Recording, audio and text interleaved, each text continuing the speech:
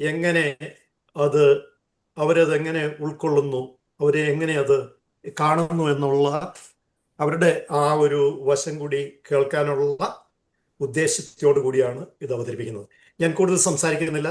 ഈ മീറ്റിങ്ങിൻ്റെ അടുത്ത നടപടിക്രമങ്ങൾക്കായിട്ട് അത് ഞാൻ ജെയിംസ് ചെറുതടത്തിൽ കൈമാറും. കേൾക്കാമോ? ഓക്കെ. എല്ലാവർക്കും നമസ്കാരം. മലയാള സൊസൈറ്റിയുടെ ഇന്നത്തെ മീറ്റിംഗിലേക്ക് മോഡറേറ്ററായിട്ട് ക്ഷണിച്ചതിലുള്ള സന്തോഷം ഞാൻ അറിയിക്കട്ടെ. പ്രസിഡന്റ് ജോർജ് മണ്ണിക്കലുണ്ട്, സെക്രട്ടറി ജോർജ് പുത്തൻകുരിശ്, മറ്റ് അംഗങ്ങളെ. ആദ്യമായിട്ട് പ്രസിഡന്റ് ജോർജ് മണ്ണിക്കലോട് വളരെ ആരോഗ്യപൂർവ്വം എത്തിയിരിക്കുന്നു എന്നുള്ളതിൽ സന്തോഷം ഞാൻ അറിയിക്കുന്നു. അദ്ദേഹം പറഞ്ഞിടത്തോളമുള്ള പ്രശ്നങ്ങൾ അദ്ദേഹത്തിന് നമുക്ക് കാണാൻ സാധിക്കുന്നില്ല. യഥാർത്ഥത്തിൽ വളരെ വ്യക്തമായിട്ട് നമുക്കെല്ലാം മനസ്സിലായി. അദ്ദേഹം സംസാരിച്ചത് എത്ര കൃത്യമായിട്ടാണ് ഓരോ കാര്യങ്ങൾ ഓർത്തോർത്ത് സംസാരിക്കുന്നുള്ളത് അല്പം എനിക്ക് തോന്നിപ്പോയി. പ്രത്യേകിച്ച് സെക്രട്ടറിയെ സംബന്ധിച്ച് പറഞ്ഞത്, അദ്ദേഹത്തിന്റെ കവിതകളെ സംബന്ധിച്ച് പറഞ്ഞത്, അതുപോലെ അദ്ദേഹം ഇന്ന് അവതരിപ്പിക്കാൻ ഉദ്ദേശിക്കുന്ന സബ്ജക്റ്റിനെ സംബന്ധിച്ച് അദ്ദേഹം പറഞ്ഞതൊക്കെ ഒരു ഒരു ആരംഭത്തിലുള്ള അവതരണം എന്നുള്ള രീതിയിൽ, ഒരു പ്രസിഡന്റ് ഉത്തരവാദിത്വം എന്ന രീതിയിൽ സ്വാഗതം പറയുന്നതിന്റെ ഭാഗമായിട്ടെങ്കിലും വളരെ വളരെ സജീവമായിരുന്നു എന്നുള്ള ഒരു അഭിനന്ദനം കൂടി ഞാൻ അദ്ദേഹത്തിന് അറിയിക്കുന്നു. അതോടൊപ്പം ഇന്നത്തെ സെക്രട്ടറി ജോർജ് പുത്തൻകുരിശ് സാറ് അവതരിപ്പിക്കുന്ന ടൂം ഓഫ് ദ അൺനോൺ സോൾജേഴ്സ്, യഥാർത്ഥത്തിൽ സ്വാതന്ത്ര്യം, അസ്വാതന്ത്ര്യം എന്നിങ്ങനെയുള്ള ഒരു സബ്ജക്റ്റ്.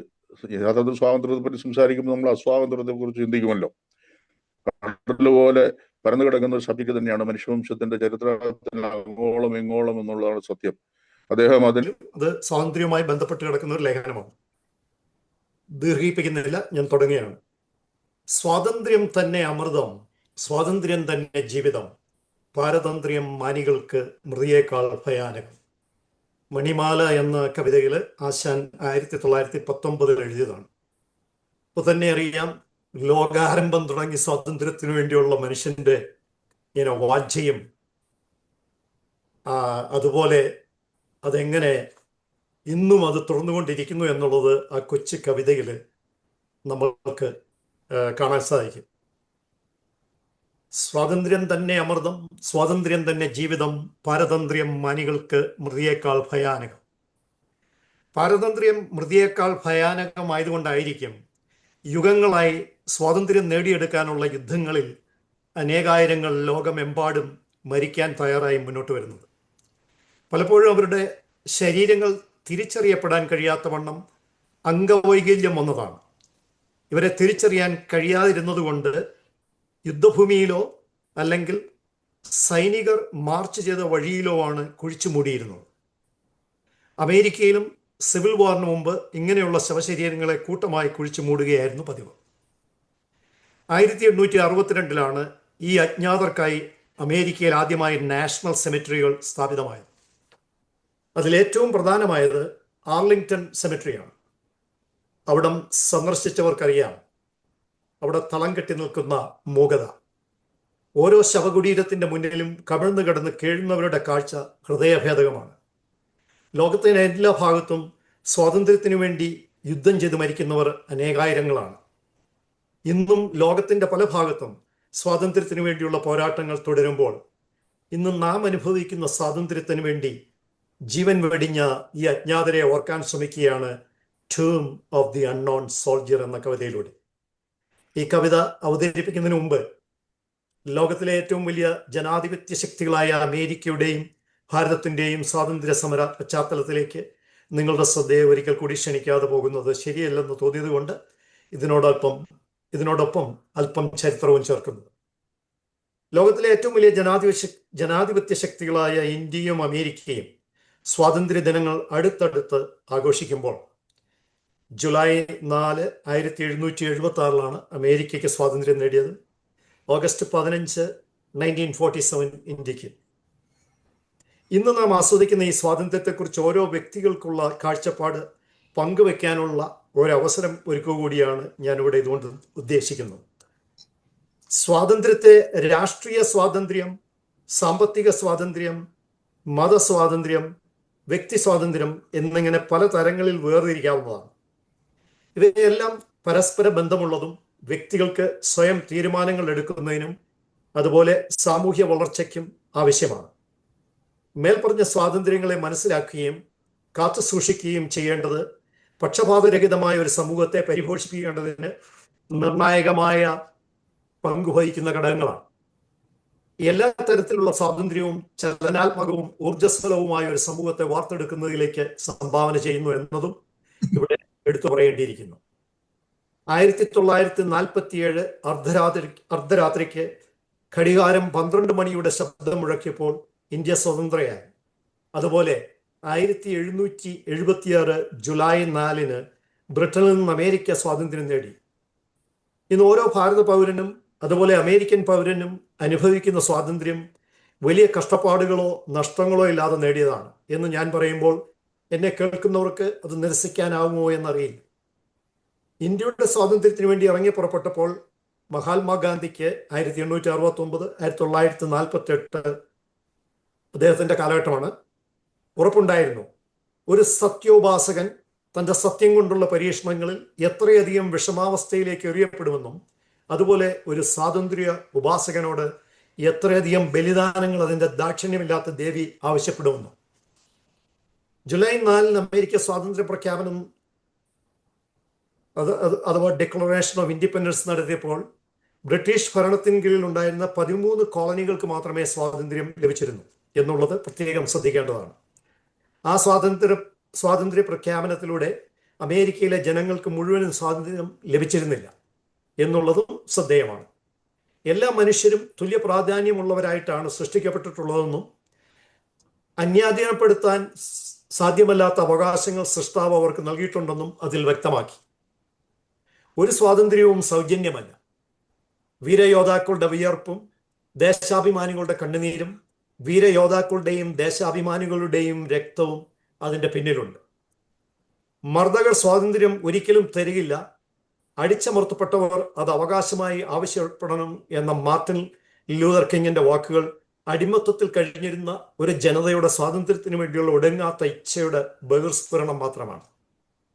ഭാരതത്തിന്റെ സ്വാതന്ത്ര്യത്തിന് വേണ്ടിയുള്ള പോരാട്ടത്തിൽ ഏകദേശം 10 ലക്ഷം സ്വാതന്ത്ര്യ പോരാളികൾക്കാണ് ജീവൻ നഷ്ടപ്പെട്ടത്. അമൃത്സറിലെ ജാലിയൻവാല ബാഗിൽ 1919 ഏപ്രിൽ 13 നടന്ന കൂട്ടക്കൊലയുടെ ചിത്രം നമ്മളുടെ തലമുറക്കാർ മറന്നിരിക്കാൻ ഇടയില്ല. ഇന്ത്യൻ സ്വാതന്ത്ര്യ സമരത്തിൽ പങ്കെടുക്കുന്നവരെ വിചാരണ കൂടാതെ അറസ്റ്റ് ചെയ്ത് തടവിൽ വയ്ക്കാനുള്ള ബ്രിട്ടീഷ് ഗവൺമെന്റിന്റെ റോബർട്ട് ആക്ടിനെ എതിർത്ത ഇന്ത്യൻ ദേശാഭിമാനികളായിരുന്നു ജാലിയൻവാല ബാഗിൽ അന്ന് തടിച്ചുകൂടിയവർ. ബ്രിഗേഡിയർ REH ഡയറിന്റെ നേതൃത്വത്തിൽ ബ്രിട്ടീഷ് ആർമിയിലെ ഗൂർഖസ് സിഖ് റെജിമെന്റ് അവിടെ കൂടിയിരുന്നവരുടെ മേൽ യാതൊരു പ്രകോപനവും ഇല്ലാതെ നിറയൊഴിച്ചു. രക്ഷപ്പെടാൻ മാർഗമില്ലാതെ വെടിയേറ്റ് മരിച്ചവർ 379 തുടങ്ങി 1500 വരെയാണെന്ന് കണക്കാക്കപ്പെടുന്നു. നേരത്തെ സൂചിപ്പിച്ചതുപോലെ അമേരിക്കൻ സ്വാതന്ത്ര്യ സമരവും അനേകായിരങ്ങളുടെ ജീവൻ കൊടുത്ത് നേടിയതാണ്. 1776 അമേരിക്ക സ്വാതന്ത്ര്യ പ്രഖ്യാപനം നടത്തിയെങ്കിലും അത് പരിപൂർണമായിരുന്നില്ല. അടിമനുഖത്തിൽ പൂട്ടിയിട്ടപ്പെട്ട അനേകായിരങ്ങൾ അമേരിക്കയുടെ തെക്കൻ ഭാഗങ്ങളിലുണ്ടായിരുന്നു.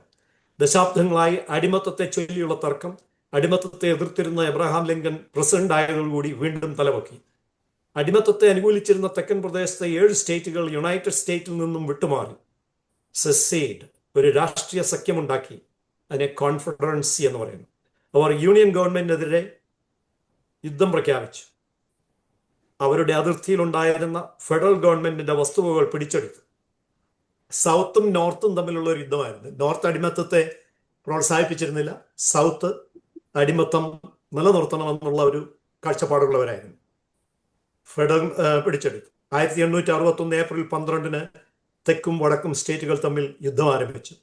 ഏകദേശം 620,000 തുടങ്ങി 680,000 പേർക്ക് ആ യുദ്ധത്തിൽ ജീവൻ നഷ്ടപ്പെട്ടു. ഒരു സത്യോപാസകൻ തന്റെ സത്യം കൊണ്ടുള്ള പരീക്ഷണങ്ങളിൽ എത്രയധികം വിഷമാവസ്ഥയിലേക്ക് എറിയപ്പെടുമെന്നും അതുപോലെ സ്വാതന്ത്ര്യ ഉപാസകനോട് എത്രയധികം ബലിദാനങ്ങൾ അതിൻ്റെ ദാക്ഷിണ്യമില്ലാത്ത ദേവി ആവശ്യപ്പെടുമെന്നുള്ള സത്യം ചരിത്രത്തിന്റെ താളുകളിൽ ഉടനീളം കാണാൻ കഴിയും.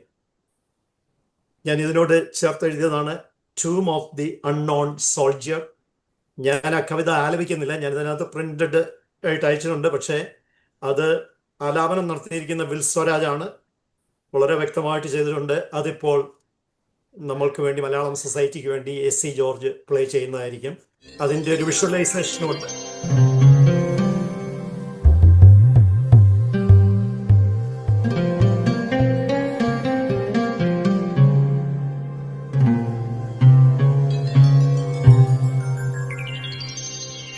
നിൽക്കുന്നു വെണ്ണക്കല്ലിൽ തീർത്തതാം കുടീരങ്ങൾ,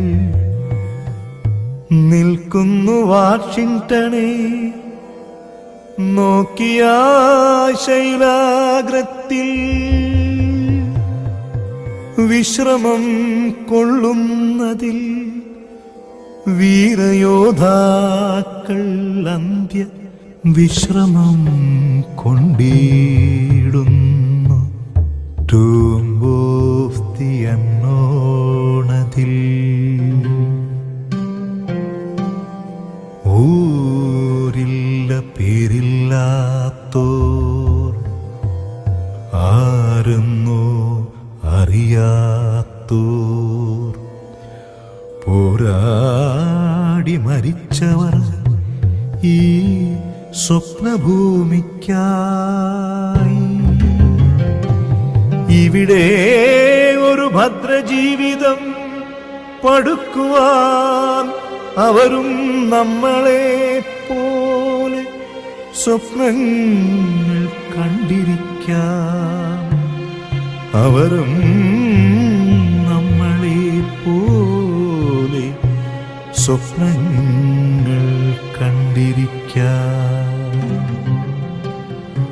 അടിച്ചമർത്തപ്പെട്ടോർ സ്വാതന്ത്ര്യ തിരസ്കൃതർ, കടലും താണ്ടിയെത്തി സ്വാതന്ത്ര്യ സ്വപ്നം പേറി.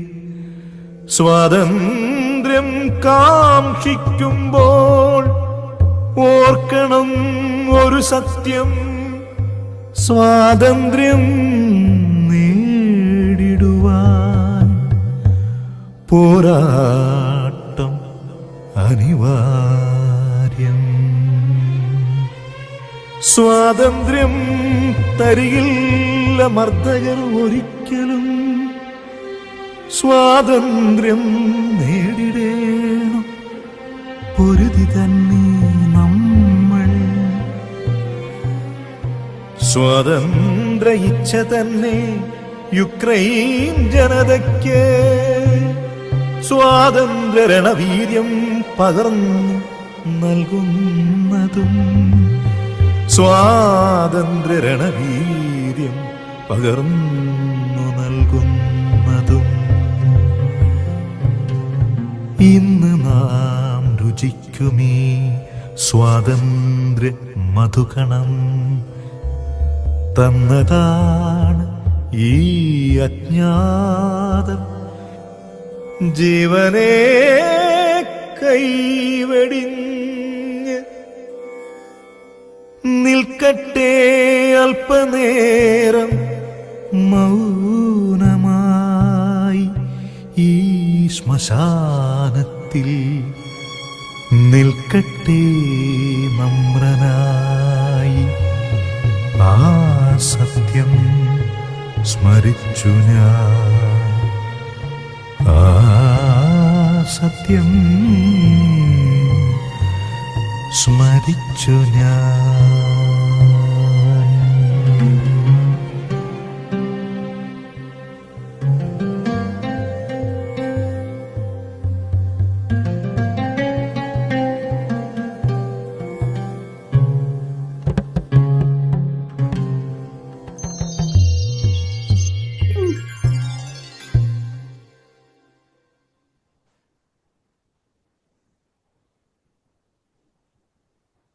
Thank you George sir. ഇതാണ് എൻ്റെ ലേഖനം. ഞാൻ ബാക്കി ചർച്ചയ്ക്കായിട്ട് ജോസ് ചെറുതർത്തിന് കൈമാറുന്നു. Okay, thank you Puthenkurish. അദ്ദേഹത്തിന്റെ കവിതയും അതോടൊപ്പം അവതരണവും മനുഷ്യ മനസ്സിനെ ഏറ്റവും അധികം സ്പർശിക്കുന്ന രീതിയിൽ അദ്ദേഹം അത് ചെയ്തിരിക്കുന്നു. നമ്മുടെ പൂർവ്വകാലത്തേക്കും ഇനി ഭാവിയെ കുറിച്ച് ചിന്തകളിലേക്കും രണ്ടിലേക്കും ഒരുപോലെ കൊണ്ടുപോകുന്ന ഒരു അവസ്ഥ അത് സംജാതമാക്കി. തീർച്ചയായിട്ടും ആ കവിതയുടെ ഓരോ വരികളും നമ്മുടെ ഹൃദയത്തിൽ അതൊരു മുള്ളുകളായി തറയ്ക്കുന്നുണ്ട്. സ്വാഭാവികമായിട്ട് സ്വാതന്ത്ര്യത്തിന് വേണ്ടിയിട്ട് വീണുപോയ യുവാക്കൾ, യുവത്വങ്ങള്, സ്വപ്നങ്ങൾ കരിഞ്ഞുപോയ മനുഷ്യര്, അവരെ കുറിച്ചുള്ള ചിന്തകൾ വരുന്നു. ആരാണ് എന്താണെന്ന് അറിയില്ലാതെ അവരുടെ കുടുംബങ്ങൾ, ആ ഒരു ദുരവസ്ഥയെ കുറിച്ചുള്ള കൃത്യമായ ഒരു നേർക്കാഴ്ച നമുക്ക് നൽകാൻ സാധിച്ചതിൽ പ്രത്യേക അഭിനന്ദനങ്ങൾ. അടുത്തതായിട്ട് ഞാൻ ജോർജ് സാറിന് ക്ഷണിക്കുകയാണ്. പ്രസിഡന്റ് ജോർജ് മണ്ണിക്കോട് സാർ, അദ്ദേഹത്തിന് ആരോഗ്യത്തിന്റെ പ്രശ്നങ്ങളുണ്ടെങ്കിൽ അദ്ദേഹം ആദ്യം സംസാരിക്കട്ടെ. President sir. George sir. വളരെ സംക്ഷിപ്തമായിട്ടാണെങ്കിലും വളരെ ചിന്തിക്കാനും ആലോചിക്കാനും മനസ്സിലാക്കാനുമുള്ള ഒരു ലേഖനമാണ് അദ്ദേഹം പുത്തൻകുരിശ് പ്രസിദ്ധീകരിച്ചത്, വായിച്ചത്. അതുപോലെ തന്നെ ഹൃദയസ്പർശിയായ ഒരു ഗാനവും അദ്ദേഹം രചിച്ച് അവതരിപ്പിച്ച് വളരെ സന്തോഷം. സ്വാതന്ത്ര്യം എന്ന് പറയുന്നത് കുമാരകൃഷ്ണൻ പറഞ്ഞ പോലെ പാരതന്ത്ര്യം മൃതിയേക്കാൾ ഭയാനകം. സ്വാതന്ത്ര്യമില്ലാതെ ജീവിക്കുന്നത് മരിച്ച് ജീവിക്കുന്നതിന് തുല്യമാണ്. ഈ സ്വാതന്ത്ര്യത്തിന് വേണ്ടി പോരാടിയിട്ടുള്ള ധാരാളം കഥകൾ നമ്മുടെ മുന്നിലുണ്ട്. നമ്മൾ പ്രത്യേകിച്ച് ഇന്ന് അമേരിക്കയുടെ, നമ്മുടെ കർമ്മഭൂമിയായ അമേരിക്കയുടെയും ജന്മഭൂമിയായ ഇന്ത്യയുടെയും സ്വാതന്ത്ര്യത്തെ പറ്റിയാണ് ചിന്തിക്കുന്നത്. അമേരിക്ക 1776 ജൂലൈ 4-ാം തീയതി ഇൻഡിപെൻഡൻസ് ഡിക്ലറേഷനോട് മാതൃരാജ്യമായ ബ്രിട്ടനിൽ നിന്ന് സ്വാതന്ത്ര്യം നേടി. ബ്രിട്ടൻ അമേരിക്കൻ കോളനിയായിട്ട് പരിഗണിച്ചുകൊണ്ട് ഇന്ത്യയിലെ കോളനിയെ പോലെ ഈ കോളനികളിലും അവരുടെ സ്വാതന്ത്ര്യം മാതൃരാജ്യം പിടിച്ചടക്കി ഒന്നിനും ഒരു സ്വാതന്ത്ര്യമില്ലാതെ അവർ ജീവിക്കുകയായിരുന്നു. അമിതമായ ചുങ്കങ്ങൾ ആയിരുന്നു ഒരു പ്രധാന കാരണം. അതിനെതിരായി പടപൊരുതിയാണ് സ്വാതന്ത്ര്യം നേടിയെടുത്തത്. ഇന്ത്യയിൽ ഈസ്റ്റ് ഇന്ത്യ കമ്പനി തേയില വ്യവസായത്തിന് ചുങ്കം കൊടുത്ത പോലെ അമേരിക്കയിലെ കോളനികളോടും പറഞ്ഞ് നിങ്ങൾ ഈസ്റ്റ് ഇന്ത്യ കമ്പനിയിൽ തേയില വാങ്ങിക്കണം. അതിന് അമിതമായ ചുങ്കം വെച്ചു. അതിനെതിരായിട്ട് അവരാദ്യമായിട്ട് അമേരിക്കയോട് യുദ്ധം ചെയ്തു. യുദ്ധം എന്ന് വെച്ചാൽ അതിനെതിരായ പടപൊരുതി.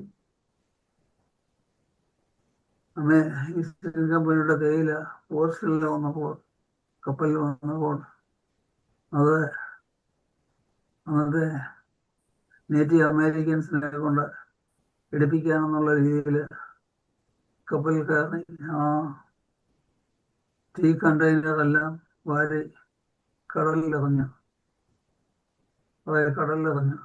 അങ്ങനെ പ്രതിഷേധിച്ചു. അവിടെ പിന്നെ തൊട്ടങ്ങോട്ട് ഉള്ള അമേരിക്കയുടെയും മാതൃരാജ്യത്തോടുമുള്ള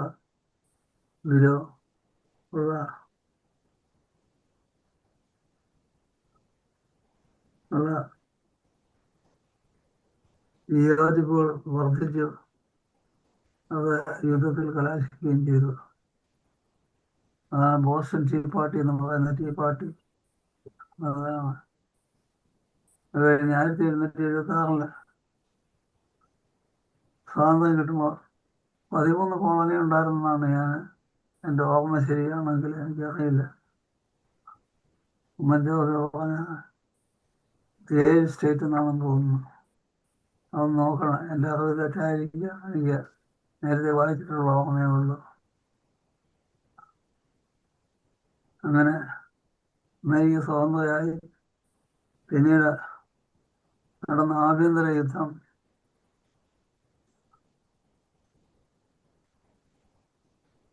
ലോകത്ത് നടന്നിട്ടുള്ള ആഭ്യന്തര യുദ്ധങ്ങളെല്ലാം ഭീകരമായിരുന്നു എന്നുള്ളതാണ്.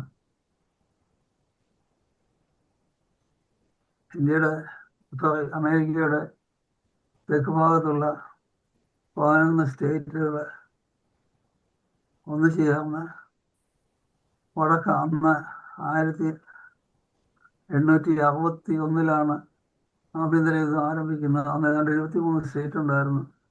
മറ്റ് സ്റ്റേറ്റുകളെല്ലാം കൂടെ വടക്ക് ഭാഗത്തുള്ള സ്റ്റേറ്റ് സംസ്ഥാനങ്ങളോട് യുദ്ധം ചെയ്തു. തെക്കുള്ള സംസ്ഥാനങ്ങൾക്ക് അടിമത്തം നിലനിർത്തണമെന്നുള്ളതായിരുന്നു. വടക്കുള്ളവർ ജപ്പാൻ ലിംഗം ഉൾപ്പെടെ ഉള്ളവർ അതിന് എതിരായിരുന്നു. ഇതിനെതിരായിട്ടായിരുന്നു, ഈ അടിമത്തത്തിന് പേരിലായിരുന്നു പ്രധാനമായിട്ട് യുദ്ധം നടന്നത്. തെക്ക് 11 സ്റ്റേറ്റുകൾ വളരെ അതിഭീകരമായി വടക്കേ അമേരിക്കയിലെ സംസ്ഥാനങ്ങളോട് പൊരുതി. സ്വന്തം സഹോദരങ്ങളെ നിഷ്കരണം വെടിവെച്ച് ഇടുകയായിരുന്നു. അതിൽ അന്ന് ഇതുപോലെയുള്ള ആധുനിക മെഡിക്കൽ സംവിധാനങ്ങളില്ലായിരുന്നു, ആരോഗ്യ സംവിധാനങ്ങളില്ലായിരുന്നു. ആശുപത്രികളോ മരിച്ചു വീഴുന്നവരെ കൊണ്ടുപോകാനോ വേണ്ട വിധത്തിൽ സംസ്കരിക്കാനോ അല്ലെങ്കിൽ മുറിവേറ്റ് വീഴുന്നവരെ ചികിത്സിക്കാനുള്ള സൗകര്യങ്ങൾ കുറവായിരുന്നു. അതുകൊണ്ട് പലപ്പോഴും ശരീരത്തിൻ്റെ ഭാഗങ്ങൾ റോഡ് നീളെ കിടക്കുന്നുണ്ടായിരുന്നെന്നാണ് പറയപ്പെടുന്നത്. ഈ അവയവഭാഗങ്ങളും ശരീരവും അൺനോണായിട്ടുള്ള ശരീരവും എല്ലാം കൂടിയാണ് Arlington the tomb of the unknown എന്ന ടൂംബ് ഉണ്ടാക്കിയത്. അത് കഴിഞ്ഞ് 1665 ആഭ്യന്തര യുദ്ധം വടക്കേ അമേരിക്കയിലുള്ള ആ സ്റ്റേറ്റുകൾ ജയിച്ചു. തെക്കേ 11 സ്റ്റേറ്റുകൾ അവരുദ്ദേശിച്ചിരുന്നത് അവർക്കൊരു സ്വതന്ത്ര രാഷ്ട്രമാകാമെന്നാണ് വിചാരിച്ചത്. അമേരിക്കയിൽ കൺഫെഡറേറ്റഡ് റിപ്പബ്ലിക് ഓഫ് അമേരിക്ക എന്നുള്ള പേരിൽ ഒരു സ്വതന്ത്ര രാജ്യമാകാനാണ് അവർ ആഗ്രഹിച്ചത്. അത് നടന്നില്ല. അങ്ങനെ ആഭ്യന്തരത്തെ പറ്റി ധാരാളം വായിക്കാനും കഥകളും ഉണ്ട്. ഞാൻ അതിലേക്കൊന്നും പോകുന്നില്ല. അങ്ങനെ അതിഭീകരമായ ഒരു യുദ്ധമായിരുന്നു. കണക്കനുസരിച്ച് 500,000 5 ലക്ഷമോ 6 ലക്ഷമോ എന്നൊക്കെ പറഞ്ഞെങ്കിലും 1 മില്യൺ ആൾക്കാരെങ്കിലും സഹോദരൻ. കവിതയും ആ കവിതയുടെ അതായത് രചനയും സംഗീതവും ആലാപനവും അപാരം, വളരെ വളരെ രസകരമായിരിക്കുന്നു. ജോർജ് പുത്തൻകുരിശിന്റെ തന്നെ ശബ്ദമുള്ള ഈ വിൽസരാജിനെ എങ്ങനെ തപ്പിയെടുത്തു എന്ന് എനിക്ക് അതിലൊരു പ്രത്യേക അനുമോദനം. വളരെയധികം ചേരുന്നുണ്ട് നിങ്ങളുടെ 2 സ്വരങ്ങളും തമ്മിൽ. ഏതായാലും അത് ഗംഭീരമായിരുന്നു. പിന്നെ ലേഖനത്തിലേക്ക് വന്നാൽ ചരിത്രത്തിൻ്റെ ഇരുണ്ട അധ്യായങ്ങളിലേക്ക് ഫ്ലാഷ് ലൈറ്റ് അടിച്ച് ഞങ്ങളെ അത് വീണ്ടും ഓർമ്മിപ്പിച്ചതിന് വളരെയധികം നന്ദി. സ്വാതന്ത്ര്യം എന്ന് പറയുമ്പോൾ അതൊരു ഒരു ഫിക്സഡ് പോയിന്റ് ഫൈനൈറ്റ് പോയിന്റ് ആയിട്ട് എനിക്കൊരിക്കലും തോന്നിയിരുന്നില്ല. അത് സ്വാതന്ത്ര്യത്തിൻ്റെ ചക്രവാളങ്ങൾ വികസിക്കുന്നതാണ്, അത് വികസിച്ചുകൊണ്ടേയിരിക്കും, അല്ലെങ്കിൽ വികസിപ്പിക്കേണ്ടതാണ് എന്നുള്ള അഭിപ്രായക്കാരനാണ് ഞാൻ. നമ്മുടെ മാനവ ചരിത്രം പരിശോധിക്കുമ്പോൾ തീർച്ചയായിട്ടും നമുക്ക് മനസ്സിലാക്കാൻ സ്വാതന്ത്ര്യം വിദേശ രാജ്യങ്ങളുടെ ആധിപത്യത്തിൽ നിന്ന് രാജ്യങ്ങളെ സ്വതന്ത്രരാക്കുക, അതിനു മുമ്പ് രാജഭരണങ്ങൾ, ചക്രവർത്തിമാരുടെ ഭരണങ്ങളിൽ നിന്ന് രാജ്യത്തെ സ്വതന്ത്രമാക്കുക, ഇതെല്ലാം അനിവാര്യമായ ഘടകങ്ങളാണ്. ഒരു പക്ഷേ അത് തീർച്ചയായിട്ടും സംഭവിക്കുകയും ചെയ്യും കാലാകാലങ്ങളിൽ. പക്ഷെ സ്വാതന്ത്ര്യം എന്ന് പറയുന്നത് ആ ഒരു രാഷ്ട്രീയ ഭൂപടത്തിൻ്റെ ആ സ്വാതന്ത്ര്യം മാത്രമായി ചുരുങ്ങുന്നില്ല എന്ന് പുത്തൻകുരിശും അത് സൂചിപ്പിച്ചിട്ടുണ്ടായിരുന്നു. ഒരുപാട് സ്വാതന്ത്ര്യങ്ങൾ നമുക്കുണ്ട്. നമ്മുടെ ആ പഴയ ചരിത്രം നോക്കുമ്പോൾ നാം നരബലിയിൽ നിന്ന് നമുക്ക് സ്വാതന്ത്ര്യം കിട്ടിയിട്ടുണ്ട്, അടിമത്തത്തിൽ നിന്ന് സ്വാതന്ത്ര്യം കിട്ടിയിട്ടുണ്ട്, അയിത്തത്തിൽ നിന്ന് സ്വാതന്ത്ര്യം കിട്ടിയിട്ടുണ്ട്, സതി സമ്പ്രദായത്തിൽ നിന്ന് സ്വാതന്ത്ര്യം കിട്ടിയിട്ടുണ്ട്, വർണ്ണവിവേചനത്തിൽ നിന്ന് സ്വാതന്ത്ര്യം കിട്ടിയിട്ടുണ്ടെന്ന് പറയുന്നു.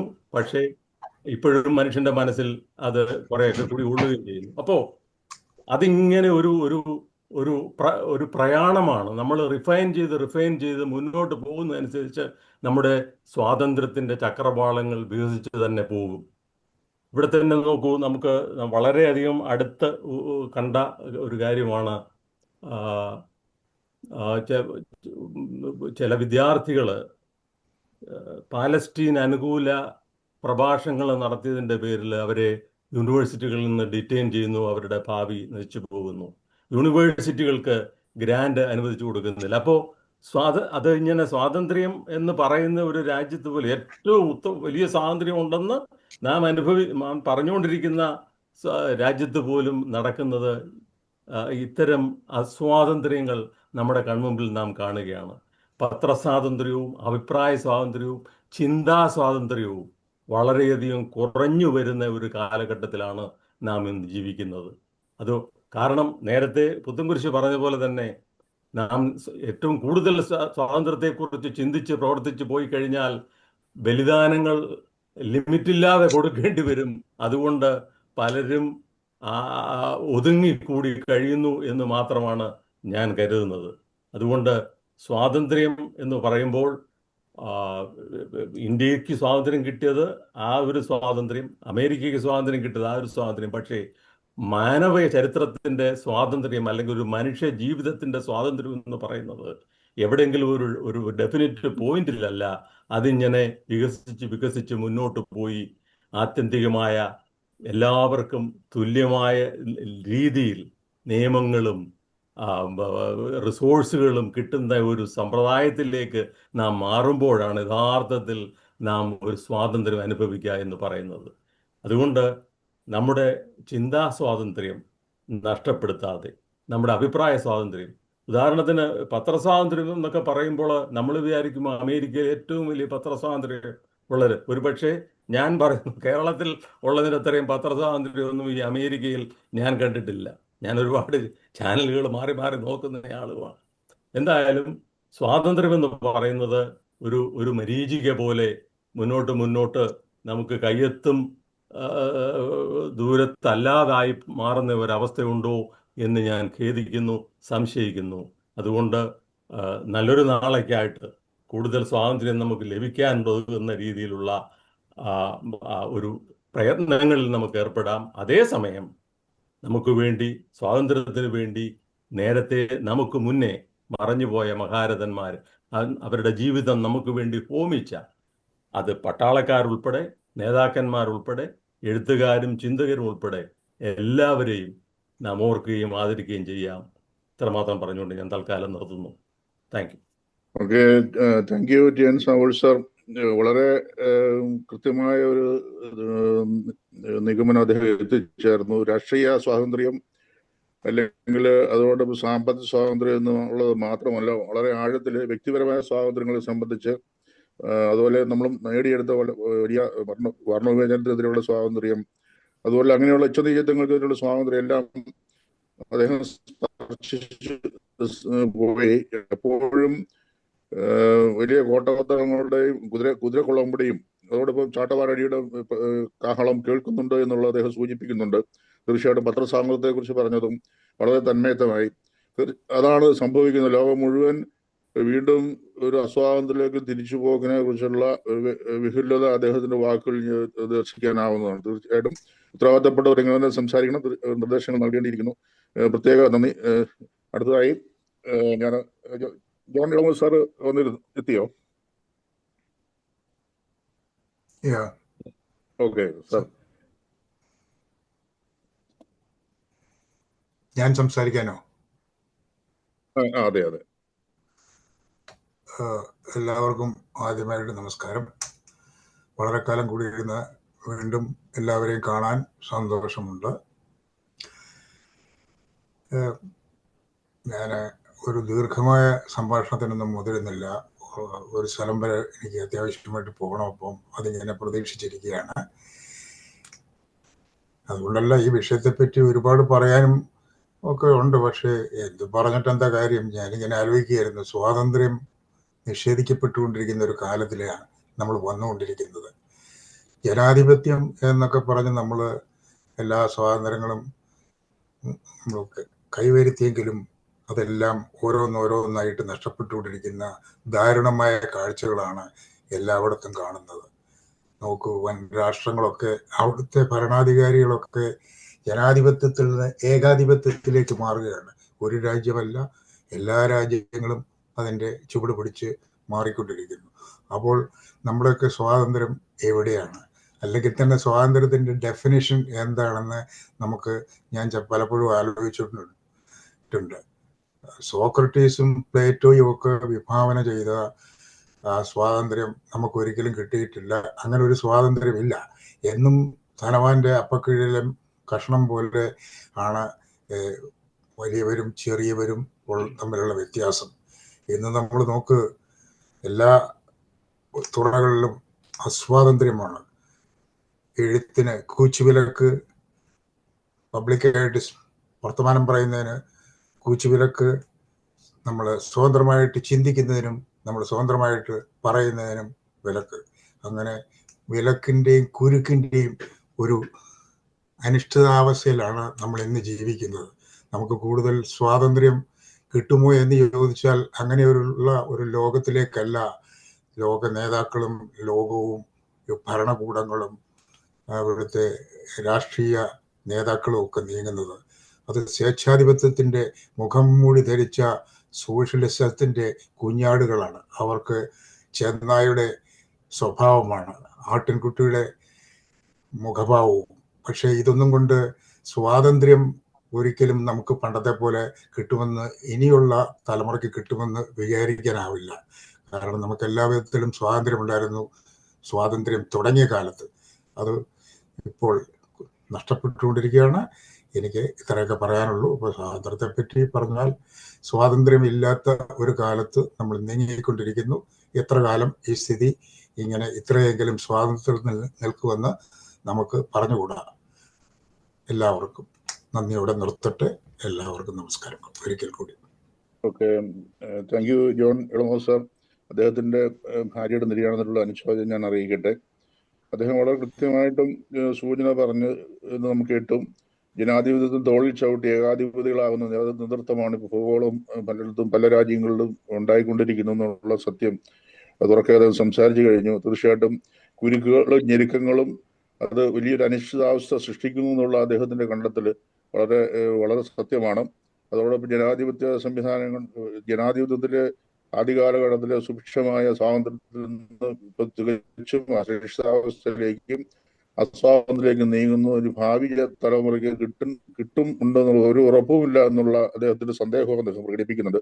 സ്വാഭാവികമായിട്ടും സന്ദേഹം അവിടെ നിൽക്കെ തന്നെ സ്വതന്ത്രമായ ചിന്തയിലൂടെ നമുക്ക് വീണ്ടും ഉചിതരായിട്ടുള്ള ആൾക്കാരുടെ കയ്യെ എത്തിവിടുകയും നല്ല നേതൃത്വങ്ങൾക്ക് വരികയും ചെയ്യും എന്ന് നമുക്ക് പ്രതീക്ഷിക്കാം. Okay, thank you sir. അടുത്തതായിട്ട് AC ജോർജ് സാർ. എല്ലാവർക്കും നമസ്കാരം. ഞാൻ ജോർജ് പുത്തൻകുരിശ് സാറ്, മണ്ണിക്കരോട് സാറ്. എനിക്ക് മുമ്പ് സംസാരിച്ച എല്ലാവരോടും യോജിപ്പാണുള്ളത്, വിയോജിപ്പൊന്നുമില്ല. ഇനി സംസാരിക്കാൻ പോകുന്നവരെന്താ സംസാരിക്കുന്നത് എന്ന് നമുക്കറിയില്ലല്ലോ. അപ്പോൾ ഇതുവരെ സംസാരിച്ച എല്ലാവരോടും യോജിപ്പ്. ഓക്കെ, ഇനി സ്വാതന്ത്ര്യത്തെ പറ്റി ഇവിടെ വളരെ വിശദമായിട്ട് ദീർഘമായിട്ട് ജോർജ് മണ്ണിക്കരോട് സാർ സംസാരിച്ചു. ഒപ്പം വിഷയ അവതാരകനായ ജോർജ് പുത്തൻകുരിശ് സംസാരിച്ചു. പക്ഷേ അവരിരുവരും സംസാരിച്ചത് ചില ചരിത്രത്തിന് സാക്ഷി നിർത്തിയാണ്, ചരിത്രങ്ങൾ ആവർത്തിക്കുകയാണ്. അതൊന്ന് മ്യൂട്ട് ചെയ്യാം സാർ. ആ ടെലഫോൺ, അയ്യോ ആ ടെലഫോൺ എനിക്ക് ഉള്ളിലേക്ക് ഇറങ്ങി ഒന്ന് സംസാരിക്കാം.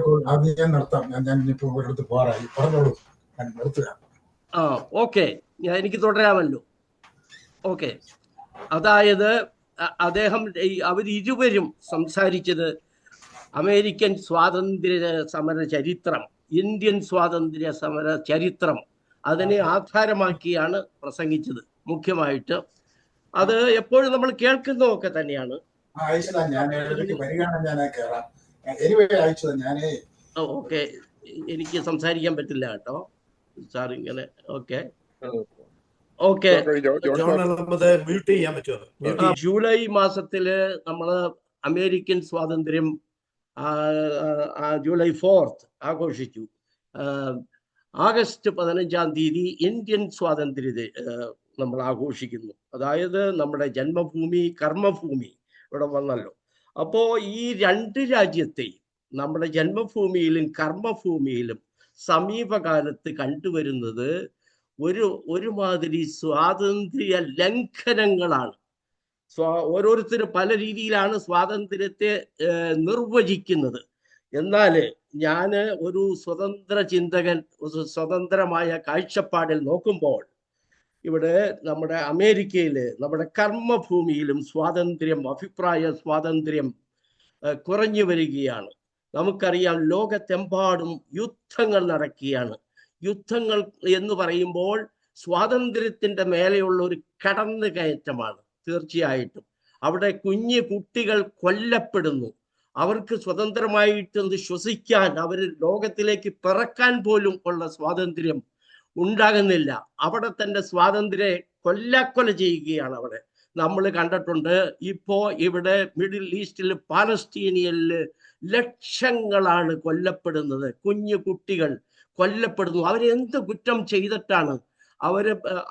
അവർക്കൊരു ഭക്ഷണം, അവർക്ക് UNO കൊടുക്കുന്ന ഭക്ഷണം പോലും കിട്ടാൻ ഇപ്പോൾ സാധിക്കുന്നില്ല. ഭിക്ഷാപാത്രങ്ങൾ ഒക്കെ ആയിട്ട് അവിടെ നിലനിൽക്കുന്ന ആ ജനങ്ങളുടെ മേലെ യുദ്ധത്തിന്റെ ബോംബുകൾ വർഷിക്കുകയാണ്. അത് തികച്ചും സ്വാതന്ത്ര്യ ലംഘനമാണ് അവരുടെ മേല്. യുദ്ധത്തിന് പല ന്യായങ്ങളും അന്യായങ്ങളും കാണാം. അപ്പോൾ യുദ്ധം തന്നെ സ്വാതന്ത്ര്യത്തിന്റെ എല്ലാം ഒരു നിർത്തേണ്ടതാണ്. സ്വാതന്ത്ര്യത്തിന്റെ മേലെ കത്തി വീശുന്നത് യുദ്ധം, അത് എന്തിന്റെ പേരിലായിക്കോട്ടെ. യുക്രൈൻ യുദ്ധം തുടങ്ങിയിട്ട് ഇപ്പോൾ ഏതാണ്ട് 3 കൊല്ലമായി. അതിപ്പോഴും തുടർന്നുകൊണ്ടിരിക്കുകയാണ്. ഇന്ത്യ പാകിസ്ഥാൻ യുദ്ധം നടന്നു, അതെന്തിന്റെ പേരിലും ആയിക്കോട്ടെ. അവിടെ സത്യത്തില് എപ്പോഴും ഇന്ത്യയും പാകിസ്ഥാനും, ഞാനൊരു സ്വതന്ത്ര ചിന്താഗതിയോടെ പറയുകയാണ്, ഒരു സ്വതന്ത്ര മനുഷ്യൻ എന്നുള്ള രീതിയിൽ പറയുകയാണ്. ഇന്ത്യ പാകിസ്ഥാനെ ആക്രമിക്കുമ്പോഴും പാകിസ്ഥാൻ ഇന്ത്യയെ ആക്രമിക്കുമ്പോഴും അവര് ഭീകരരെ വധിച്ചു. ഇതിനെല്ലാം കാര്യമായി തെളിവുണ്ടോ? എപ്പോഴും ഭരിക്കുന്ന പാർട്ടി, ഭരിക്കുന്ന വ്യക്തി അവരുടെ ഈ പറയുന്ന അവരുടെ ശക്തി വർദ്ധിപ്പിക്കാൻ, അല്ലെങ്കിൽ അവരുടെ ആ ശക്തി ചോർന്നു പോകുന്നു എന്ന് തോന്നുമ്പോൾ അവർ എതിർകക്ഷിയെ എന്തെങ്കിലുമൊക്കെ കാരണം പറഞ്ഞ് ആക്രമിക്കുക.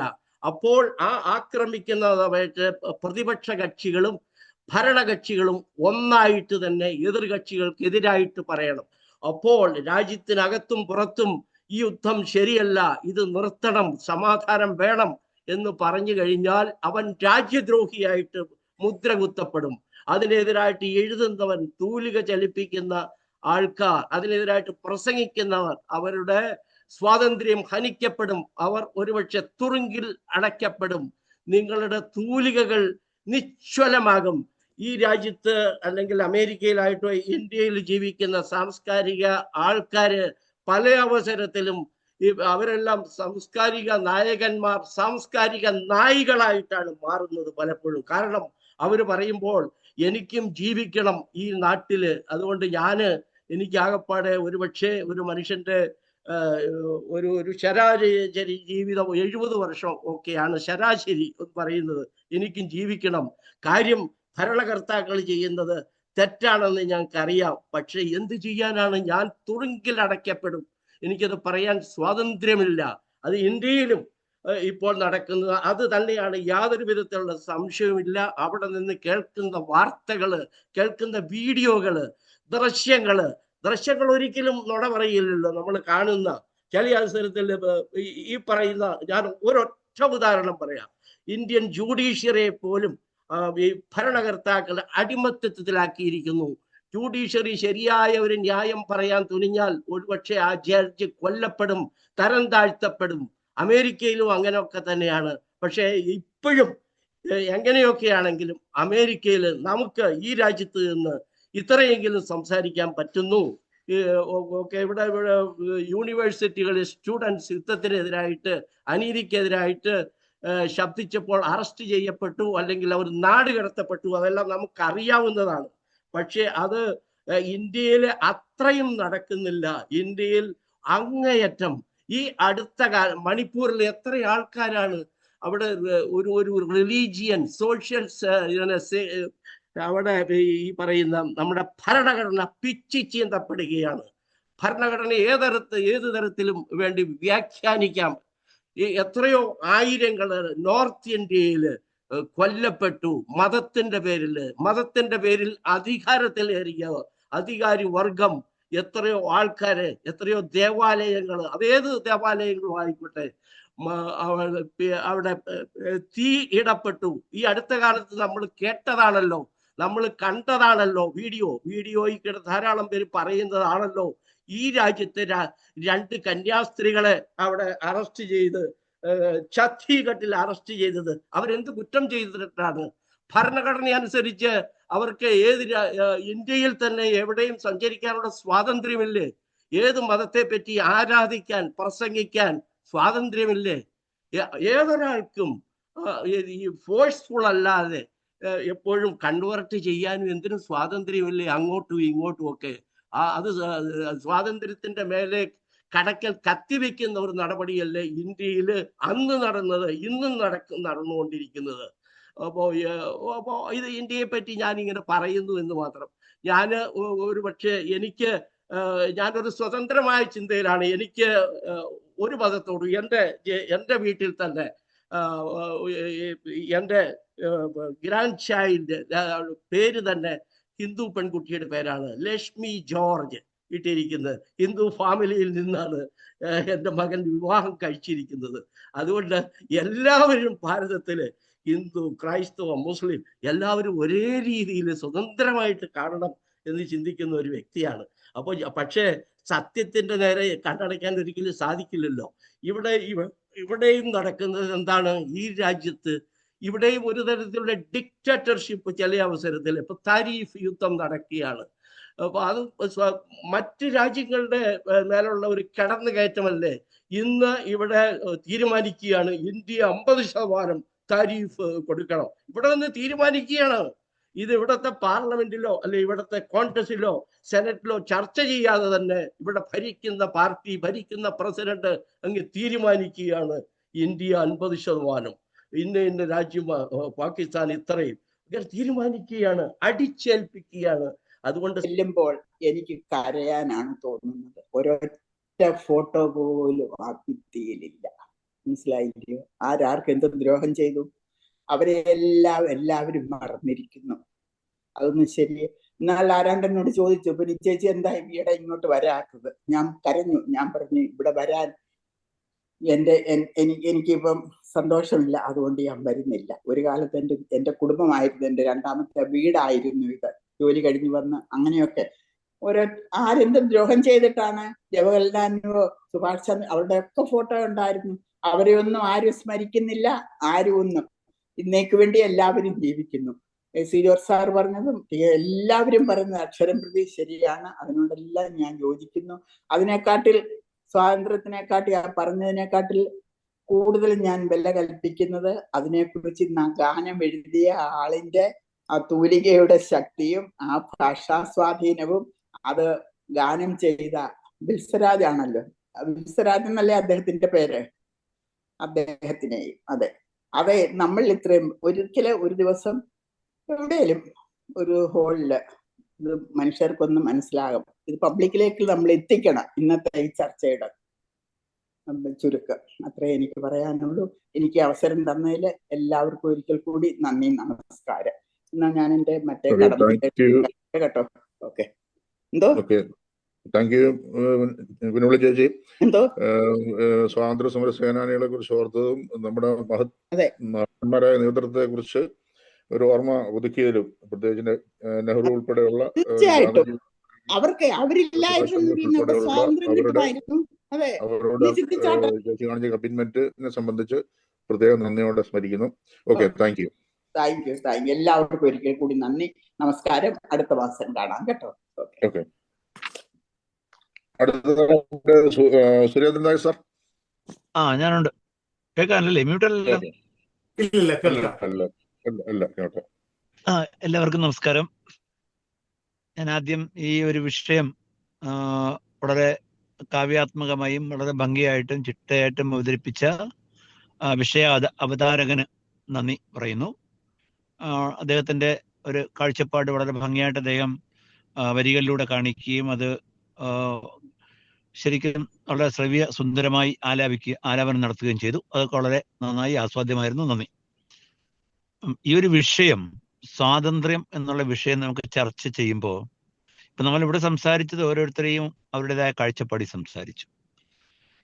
ഇതിൻ്റെ ഒരു കാഴ്ചപ്പാട് അല്ലെങ്കിൽ അതിൻ്റെ ഒരു ഡെഫിനിഷൻ എങ്ങനെയാണ് നമ്മൾ ഇതിനെ നിർവചിക്കുന്നത്, ഇതിനുള്ള സമീപനം എന്താണ്, ഇതനുസരിച്ചാണ് ഓരോരുത്തരും സംസാരിക്കുന്നത് എന്നാണ് എനിക്ക് മനസ്സിലായത്. കുറെ ആളുകൾ രാഷ്ട്രീയ സ്വാതന്ത്ര്യമാണ് മെയിനായിട്ട് പലരും ഇവിടെ സംസാരിച്ചത്. ചിലർ സംസാരിച്ചത് മതസ്വാതന്ത്ര്യത്തെക്കുറിച്ചാണ്, ചിലർ ആവിഷ്കാര സ്വാതന്ത്ര്യത്തെക്കുറിച്ചാണ്. അപ്പോൾ ഞാൻ ഉദ്ദേശിക്കുന്നത് ഇതിൻ്റെ ബേസിക് ആയ കോൺസെപ്റ്റ്, ശരിക്കും പറഞ്ഞാൽ മനുഷ്യൻ വളരെ സ്വതന്ത്രനായിട്ടാണ് ജനിക്കുന്നത്. മനുഷ്യ ചരിത്രത്തിൽ സ്വാതന്ത്ര്യത്തിന് യാതൊരു വിധമായ വിലക്കും ഉണ്ടായിരുന്നില്ല. മനുഷ്യൻ സ്വതന്ത്രനായിരുന്നു. വളരെ പ്രിമിറ്റീവ് ഏജിൽ മനുഷ്യൻ സ്വതന്ത്രനായിരുന്നു. അന്ന് വന്ന ഒരു പ്രതിഭാസമാണ് ശക്തിയുള്ളവൻ ശക്തി ഇല്ലാത്തവനെ കീഴടക്കുന്ന ഒരു പ്രവണത. അതിജീവനത്തിനായി ആളുകൾ കേഴുന്നൊരവസ്ഥ. അങ്ങനെ വന്നപ്പോൾ ശക്തിയാണ് എവിടെയും വിജയിക്കുന്നത്. അന്ന് തുടങ്ങിയ ശക്തിയുടെ വിജയം അല്ലെങ്കിൽ ശക്തർ അശക്തരെ കീഴടക്കുന്ന ഒരു പ്രവണത അത് ലോകമുണ്ടായ കാലം മുതൽ ഇന്ന് വരെയും തുടരുന്നുണ്ട്. അതിൽ യാതൊരു സംശയവുമില്ല. മനുഷ്യന്റെ വീഡിയോ ഇല്ല, ഞാൻ ഡ്രൈവ് ചെയ്യാം. മനുഷ്യന്റെ ചിന്താ പദ്ധതിയുടെ തുടക്കം നമ്മൾ പരിശോധിക്കുമ്പോൾ തന്നെ അവിടെ കാര്യശേഷി, അതായത് കായിക ബലമുള്ളവൻ കാര്യകർത്താവുന്ന ഒരവസ്ഥ, സർവൈവൽ ദി ഫിറ്റസ്റ്റ്, അവിടെ നിന്നാണ് മനുഷ്യന്റെ രാഷ്ട്രീയ അവബോധം ആരംഭിക്കുന്നത്.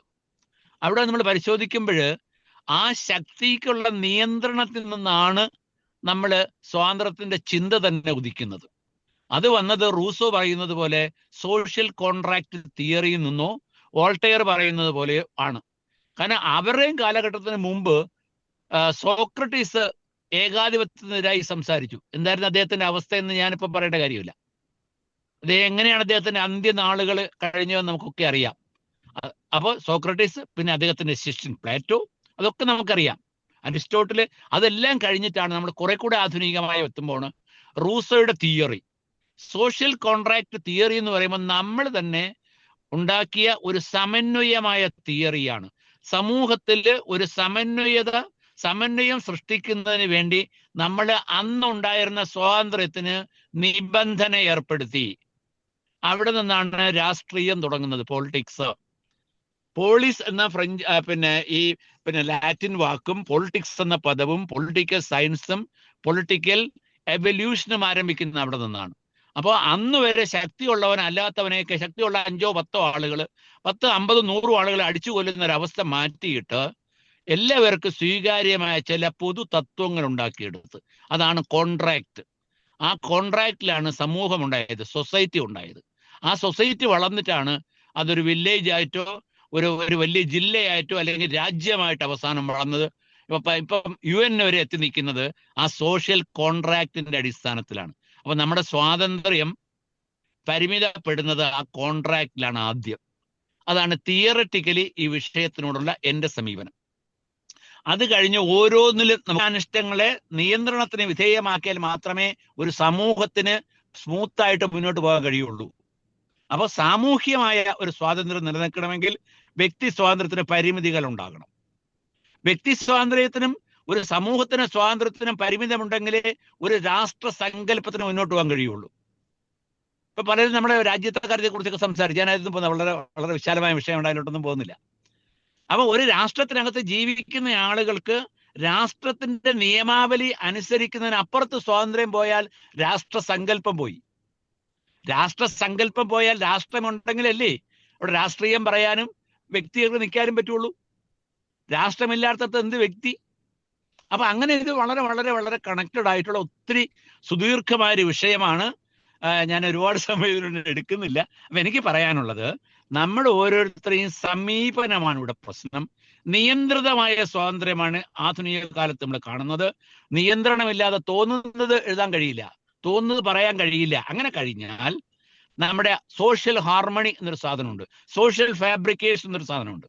രാഷ്ട്രസങ്കല്പത്തില് അവിടെ വിവിധ വിഭാഗങ്ങൾ തമ്മിൽ പുലർത്തേണ്ട ചില ബന്ധങ്ങളുണ്ട്. ആ ഒരു ബാലൻസ് അതൊക്കെ കണക്റ്റഡ് ആണ് ഈ സ്വാതന്ത്ര്യം എന്ന പരിപ്രേക്ഷ്യത്തിന്. അപ്പൊ അതുകൊണ്ട് ഇത്ര ദീർഘമായൊരു വിഷയം, വളരെ ഡയമെൻഷണലായിട്ട് നമുക്ക് ചിന്ത കൊണ്ടുപോകേണ്ട വിഷയം, അതൊരു രാഷ്ട്രീയ സ്വാതന്ത്ര്യത്തെ മാത്രം ഒതുക്കി സംസാരിക്കാൻ കഴിയില്ല, അത് മതസ്വാതന്ത്ര്യം മാത്രം പരിമിതപ്പെടുത്താൻ കഴിയില്ല. അതൊക്കെ ഒരുപാട് വിഷയങ്ങളുണ്ട്, ഒരുപാട് അതിൻ്റെ ഉപവിഭാഗങ്ങളുണ്ട്, പിരിവുകളുണ്ട്. അപ്പൊ എന്തായാലും ഇത്ര ഭംഗിയായ ഒരു വിഷയം, ഭംഗി എന്ന് പറഞ്ഞാൽ വിഷയത്തിനുള്ള ഡെപ്തുള്ളൊരു വിഷയമാണ്. ഒരു ഡെപ്തുള്ളൊരു വിഷയം വെറുതെ നമ്മളെ ഓരോരുത്തരും കൊണ്ട് സംസാരിപ്പിക്കാനും നമുക്കറിയുന്ന കാര്യങ്ങൾ എല്ലാവരും പറയാനും ഒരു അവസരമുള്ളതിന് നന്ദി. ഞാൻ നിർത്തുന്നു. നമസ്കാരം. Okay, thank you sir. വളരെ ആധികാരികമായി വളരെ ഡീപ്പായിട്ട് അദ്ദേഹം സ്വാതന്ത്ര്യം സംസാരിച്ചു. പ്രിമിറ്റീവ് മനുഷ്യന്റെ കാലഘട്ടം മുതൽ അവൻ സ്വതന്ത്രനായിരുന്നു, അതിനുശേഷം അശക്തന് കീഴടക്കുന്നതിന്റെ പരിണതഫലമായിട്ട് അസ്വാതന്ത്ര്യങ്ങൾ വരുന്നു, plus survival of the fittest തിയറികൾ, അതിനോടൊപ്പം സോഷ്യൽ കോൺട്രാക്ട് തിയറി. അങ്ങനെ തിയററ്റിക്കലായിട്ട് അദ്ദേഹത്തിന്റെ ചിന്തകൾ സമർത്ഥിച്ചു. വീണ്ടും ഇങ്ങോട്ട് കടന്നു വരുമ്പോൾ മനുഷ്യന്റെ സ്വാതന്ത്ര്യം, അതിന്റെ പരിമിതി, വ്യക്തി സ്വാതന്ത്ര്യം, അതിന്റെ പരിമിതി, അതിന്റെ നിയന്ത്രണം, അതൊരു സമൂഹം എന്ന രീതിയിൽ നിലനിന്നു പോകാനും ഒരു രാഷ്ട്രം എന്ന നിലയിൽ ഒന്നായി നിൽക്കുവാനും അത് വളരെ അത്യാവശ്യമാണെന്ന് അദ്ദേഹം സമർത്ഥിക്കുന്നു. പല എതിർപ്പുകളും പലർക്കും ഉണ്ടെങ്കിൽ പോലും അത് കരിങ്കൊടി കാണിക്കുന്ന സ്വാതന്ത്ര്യം കിട്ടിയില്ല എന്ന് പറഞ്ഞ് കരിങ്കൊടി കാണിക്കുന്നത് സംബന്ധിച്ച് രാഷ്ട്രീയ സ്വാതന്ത്ര്യമാണെന്നും സാമ്പത്തിക സ്വാതന്ത്ര്യമാണെന്നും രാഷ്ട്രീയ സ്വാതന്ത്ര്യം സംബന്ധിച്ചുള്ള സങ്കല്പം അത് വേറൊന്നാണെന്നും അത് വളരെ കൃത്യമായിട്ട് വളരെ ആഴത്തിലും വളരെ ആധികാരികമായിട്ടും അത് വളരെ അടുക്കും ചിട്ടോടും കൂടി അദ്ദേഹം സംസാരിച്ച. സമയക്കുറവുണ്ട്, ദീർഘമായി അദ്ദേഹം സംസാരിച്ചില്ല. കൂടുതൽ സമയമുണ്ടായിരുന്നു അദ്ദേഹത്തിന് സംസാരിക്കുമായിരുന്നു. എന്തായാലും വളരെ നന്നായിരിക്കുന്നു. പ്രത്യേക അഭിനന്ദനങ്ങൾ. അടുത്തതായിട്ട് ജോസഫ് പൊന്നോലി സാർ.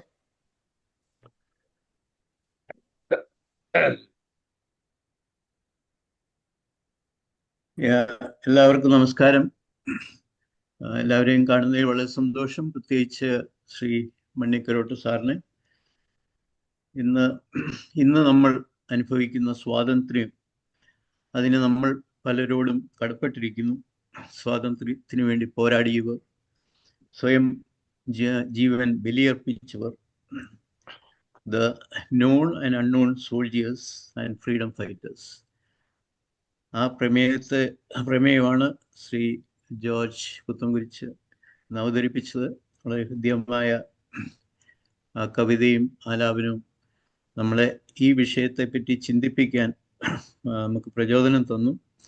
ഈ സ്വാതന്ത്ര്യത്തിൻ്റെ പല മാനങ്ങളെപ്പറ്റി ഇവിടെ ഇതുവരെയും സംസാരിച്ചവർ വളരെ വിശദമായിട്ട് സംസാരിക്കുകയുണ്ടായി. പക്ഷേ പ്രധാനമായിട്ടും ഉള്ള ചോദ്യം, ഇന്ന് നമ്മൾ സ്വാതന്ത്ര്യം ശരിക്കും അനുഭവിക്കുന്നുണ്ടോ? സ്വാതന്ത്ര്യം എവിടെ? ഇവിടെ ശ്രീ സുരേന്ദ്രൻ നായർ പ്രത്യേകിച്ച് ചൂണ്ടിക്കാണിക്കുകയുണ്ടായി. മനുഷ്യൻ ജനിക്കുന്നത് സ്വതന്ത്രനായിട്ടാണ്. പക്ഷെ റൂസോ പറഞ്ഞതുപോലെ അതിനുശേഷം മനുഷ്യൻ എല്ലായിടത്തും ചങ്ങലകളാൽ ബന്ധിക്കപ്പെട്ടിരിക്കുന്നു. സ്വാതന്ത്ര്യത്തിന്, രാഷ്ട്രീയ സ്വാതന്ത്ര്യത്തെ പറ്റി നമ്മൾ സംസാരിച്ചു. പക്ഷെ സ്വാതന്ത്ര്യം പ്രധാനമായിട്ടും നമ്മൾ ഇന്ന് സ്വാതന്ത്ര്യം കാണുന്നത് സാമ്പത്തിക മേഖലയിലും സാമൂഹ്യ മേഖലയിലുമാണ്.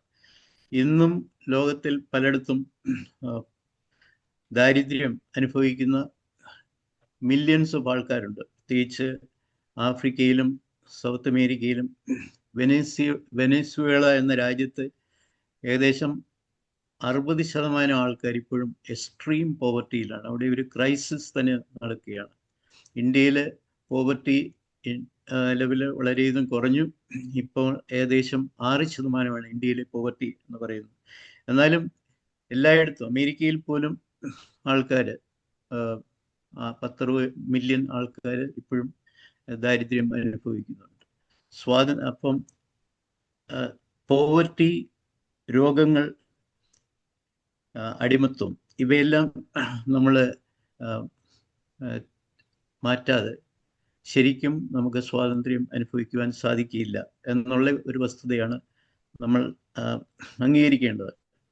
അപ്പം സ്വാതന്ത്ര്യം, പ്രത്യേകിച്ച് മതസ്വാതന്ത്ര്യത്തെ പറ്റി ഇവിടെ പറയുന്നു. പക്ഷേ കൂടുതലായിട്ട് സൂചിപ്പിച്ചത് സ്വാതന്ത്ര്യത്തിന് അതിർവരമ്പുകളുണ്ട്. സ്വാതന്ത്ര്യത്തോടു കൂടി ഉത്തരവാദിത്വം, നമുക്ക് ഓരോരുത്തർക്കും ഉത്തരവാദിത്വമുണ്ട്. ആ സ്വാതന്ത്ര്യം പൂർണ്ണതയിൽ എത്തണമെങ്കിൽ ഓരോ വ്യക്തിയും ഉത്തരവാദിത്വത്തോടു കൂടി പെരുമാറണം. മറ്റുള്ളവരുടെ അവകാശങ്ങളെ മാനിക്കണം. അവരുടെ അഭിപ്രായങ്ങൾക്ക് ഇടം കൊടുക്കണം. ആരോഗ്യകരമായ സംവാദങ്ങളിൽ ഏർപ്പെടണം. പൊതുവായ തീരുമാനങ്ങൾ പാലിക്കുക, നിയമങ്ങൾ പാലിക്കുക. ഇവയെല്ലാം സ്വാതന്ത്ര്യത്തിൻ്റെ മറ്റു വശങ്ങളാണ്. അവിടെയാണ് നമ്മൾ മനുഷ്യാവകാശ ലംഘനങ്ങളും മറ്റും കാണുന്നത്. മനുഷ്യാവകാശ ലംഘനങ്ങൾ സ്വാതന്ത്ര്യത്തെ ഹനിക്കുന്നതായിട്ട് എവിടെയും കാണുന്നുണ്ട്. പ്രത്യേകിച്ച് സ്ത്രീകളും കുട്ടികളും ഇതിൻ്റെ ഇരകളാണ്.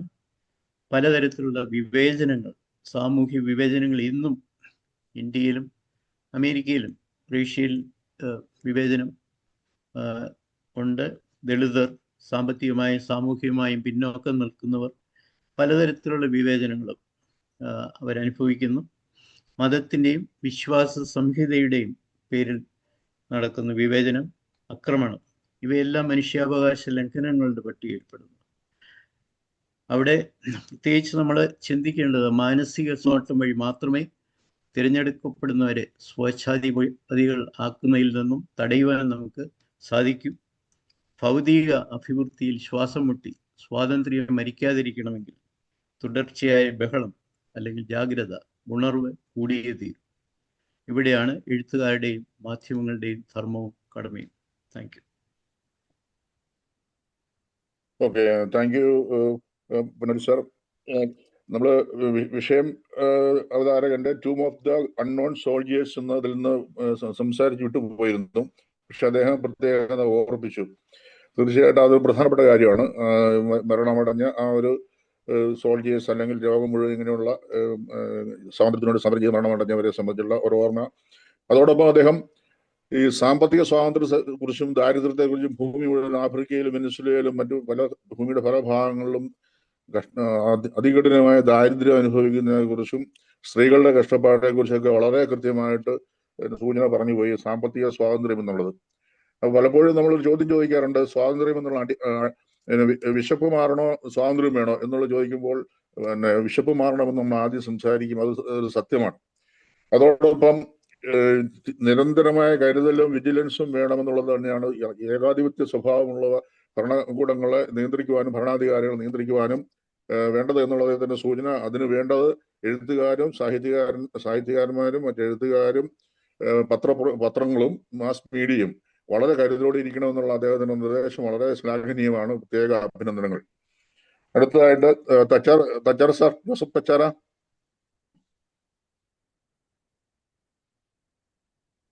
Hello.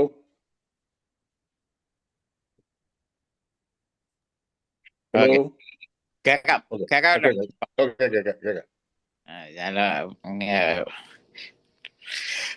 ടൂം of the unknown soldiers, George പുത്തൻകുരിശിന്റെ ലേഖനവും കവിതയും. ഞാൻ ആദ്യമേ തന്നെ പറയട്ടെ, ഈ സുരേന്ദ്രൻ അവതരിപ്പിച്ച വിഷയത്തെപ്പറ്റി ഞാനൊന്നും പറയുന്നില്ലെന്ന് വെച്ചാൽ കാരണം അത് സുരേന്ദ്രൻ തന്നെ ദീർഘമായ ഒരു ലേഖനം എഴുതി അത് അവതരിപ്പിക്കേണ്ടതുണ്ട്. കാരണം എന്ന് വെച്ചാൽ ആ ലൈനിൽ ചർച്ച ചെയ്യാനായിട്ട് ഒത്തിരി ഉണ്ട്. അപ്പം അതിൽ ഞാൻ കയറി ഇടപെട്ട് വഷളാക്കുന്നില്ല. സുരേന്ദ്രൻ അത് ചെയ്യട്ടെ. പിന്നെ ഞാൻ സാധാരണ ആർക്കും ആവശ്യമില്ലാതെ നന്മയും മോശമൊന്നും പറയാറില്ല എങ്കിൽ പോലും ഞാൻ ജോർജ് പുത്തൻകുരിശിനെ അഭിനന്ദിക്കുകയാണ്. കാരണം ഈ ആർലിങ്ടണില് ഞാനും പോയിട്ടുള്ളതാണ്. എനിക്ക് അന്ന് കവിത എഴുതാനൊന്നും തോന്നിയില്ല. കവിത എഴുതാൻ തോന്നിയ ജോർജ് പുത്തൻകുരിശിന് അഭിനന്ദനങ്ങൾ. അപ്പം ഇനി എനിക്ക് പറയാനുള്ള ആദ്യമേ സ്വതന്ത്ര ചിന്ത അത് ആദ്യം ഉണ്ടാകണം. എങ്കിൽ മാത്രമേ ഉള്ളൂ സ്വാതന്ത്ര്യത്തിലേക്ക് ആദ്യത്തെ ചുവട് വെക്കാൻ പറ്റുള്ളൂ. അപ്പൊ സ്വതന്ത്ര ചിന്ത ഉണ്ടായി കഴിഞ്ഞാൽ അതിന് തക്കതായ ഒരു ആവേശം നമുക്കുണ്ടാകണം. എങ്കിലേ ഉള്ളൂ അടുത്ത പടിയിലേക്ക് കടക്കാൻ പറ്റുള്ളൂ.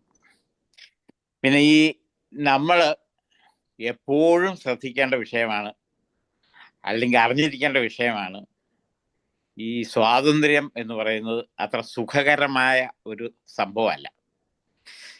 കാരണം ഒരു വലിയ റെസ്പോൺസിബിലിറ്റി അതിൻ്റെ പുറകിലുണ്ട്. അതുകൊണ്ടാണ് ഈ സ്വാതന്ത്ര്യത്തിന് ജാഗ്രത വേണം എന്ന് നമ്മൾ എപ്പോഴും പറയുന്നത്.